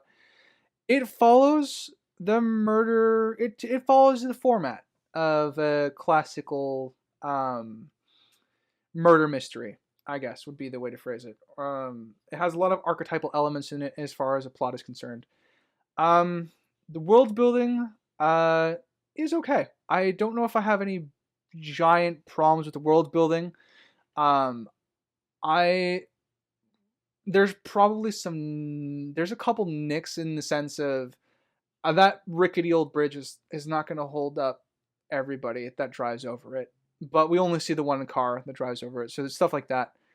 Um, and obviously the doll that they explain away is like the most human looking. They explain it's a perfect replica. It's not. It's funny though. That's how they explain that away. Um, so both those okay. Um, the comedy, as far as its aspect, is both the characters bouncing off of each other, the gags and pauses that are written in to like the plot as it goes. Also, don't drag it down too much. Um, there are a couple redundancies like in explanations, but overall, I think it's pretty okay. Um, Character wise, kind of been hinting at it the whole time. I'll start with Marble and Charleston. Um, I in a when this the premise of the story is they're all supposed to be intelligent detectives. I There's an expectation on the audience as to whether those paid off. I tend to give Marble a pass because she doesn't really get as much screen time as Charleston does.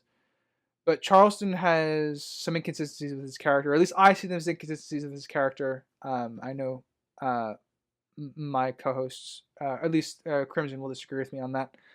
Um, I don't attribute the sword thing to him at all. That's just luck.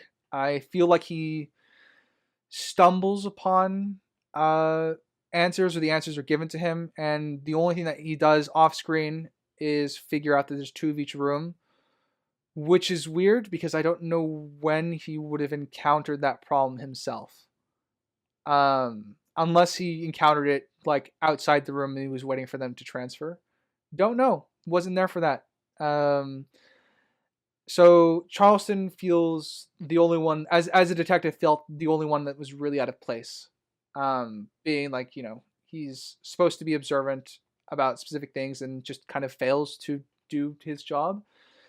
Um, I obviously like Sam Wang and Pierre a lot. They're very Pierre is very hyper specific. I'm okay with that as far as a character archetype. I don't think he does anything that's super out of character. I don't necessarily perceive him skipping over the blindness as a character flaw, though it arguably can be attributed as one. Um, but obviously, I think Sam is well rounded. There's a lot of layers to him that I think if you peel back, just make the character a little bit more fascinating, both as a parody and as a character within this world. Um, and I think Wang serves as, even though it's oh, what is it called? Yellowface. I think the character himself is fine. I think he comes across as very intelligent, very competent. Uh, Even though obviously they make a lot of jokes at his expense about his speaking pattern and stuff like that. Doesn't really do anything that was necessarily inconsistent either. And there are a few layers to him as well, though I wouldn't say there's as many as Sam's. Overall, objectively, I would land this film at 7.5. I think. Um, I think as a parody, at being its what its main goal is, I think it's a season doing. I would probably uh and yeah, 7.5. I think is fair to give it. I was bounced between that and a 7 and an 8 most of the coverage, and I think 7.5 is a fair place for me to land on. Subjectively, I'm at I enjoyed it. I feel like I'm gonna match myself, but again, I've been bouncing between 7 and 8. I would rewatch this. I had some fun with it. Not my favorite murder mystery parody of all time, but it's definitely fun. So 7.5 as well. All right, guess that leaves me. I will go with my subjective. So, as hinted with the histories, obviously I hate this movie. I hate watched it a dozen times. Almost considered to buy the vinyl because I hate it so much, which is why I'm giving it a 9. Um, it's a great I don't movie. think you understand that. I Oh, okay. I enjoy it. uh, yeah, 9. Watched it a dozen times or so. I'm definitely going to see it more. The humor hits me. It's a type of humor that we don't we just don't see anymore.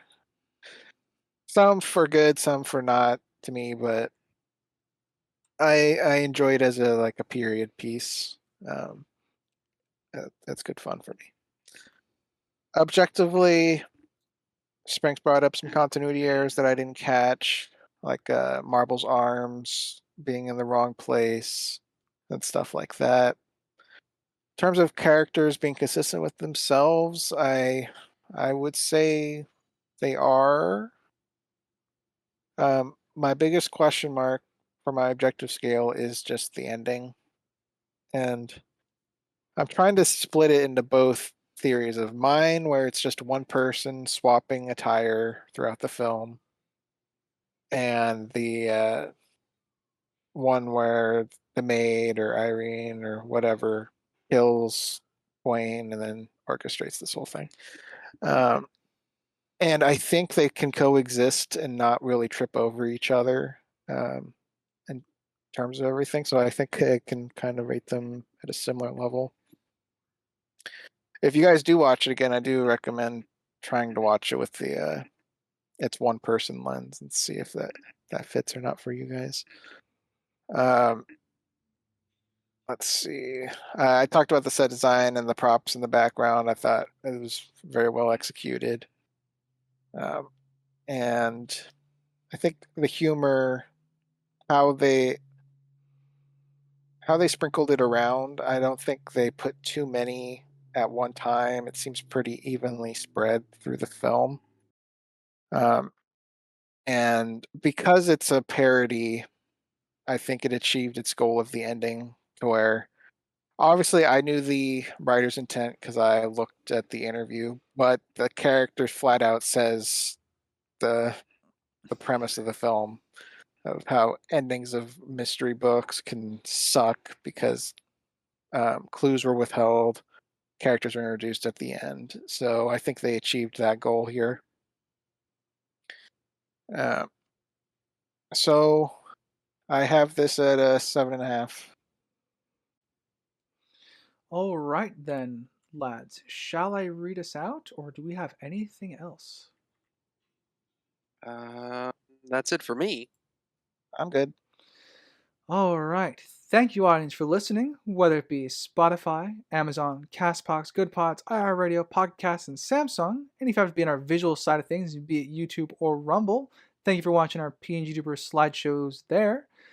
As please feel free to like, comment, subscribe everywhere. Tell us how much you hate our opinions or how much you love them. And as always, I've been a geeky writer, I'm Crimson Moran. And I'm Sprinks.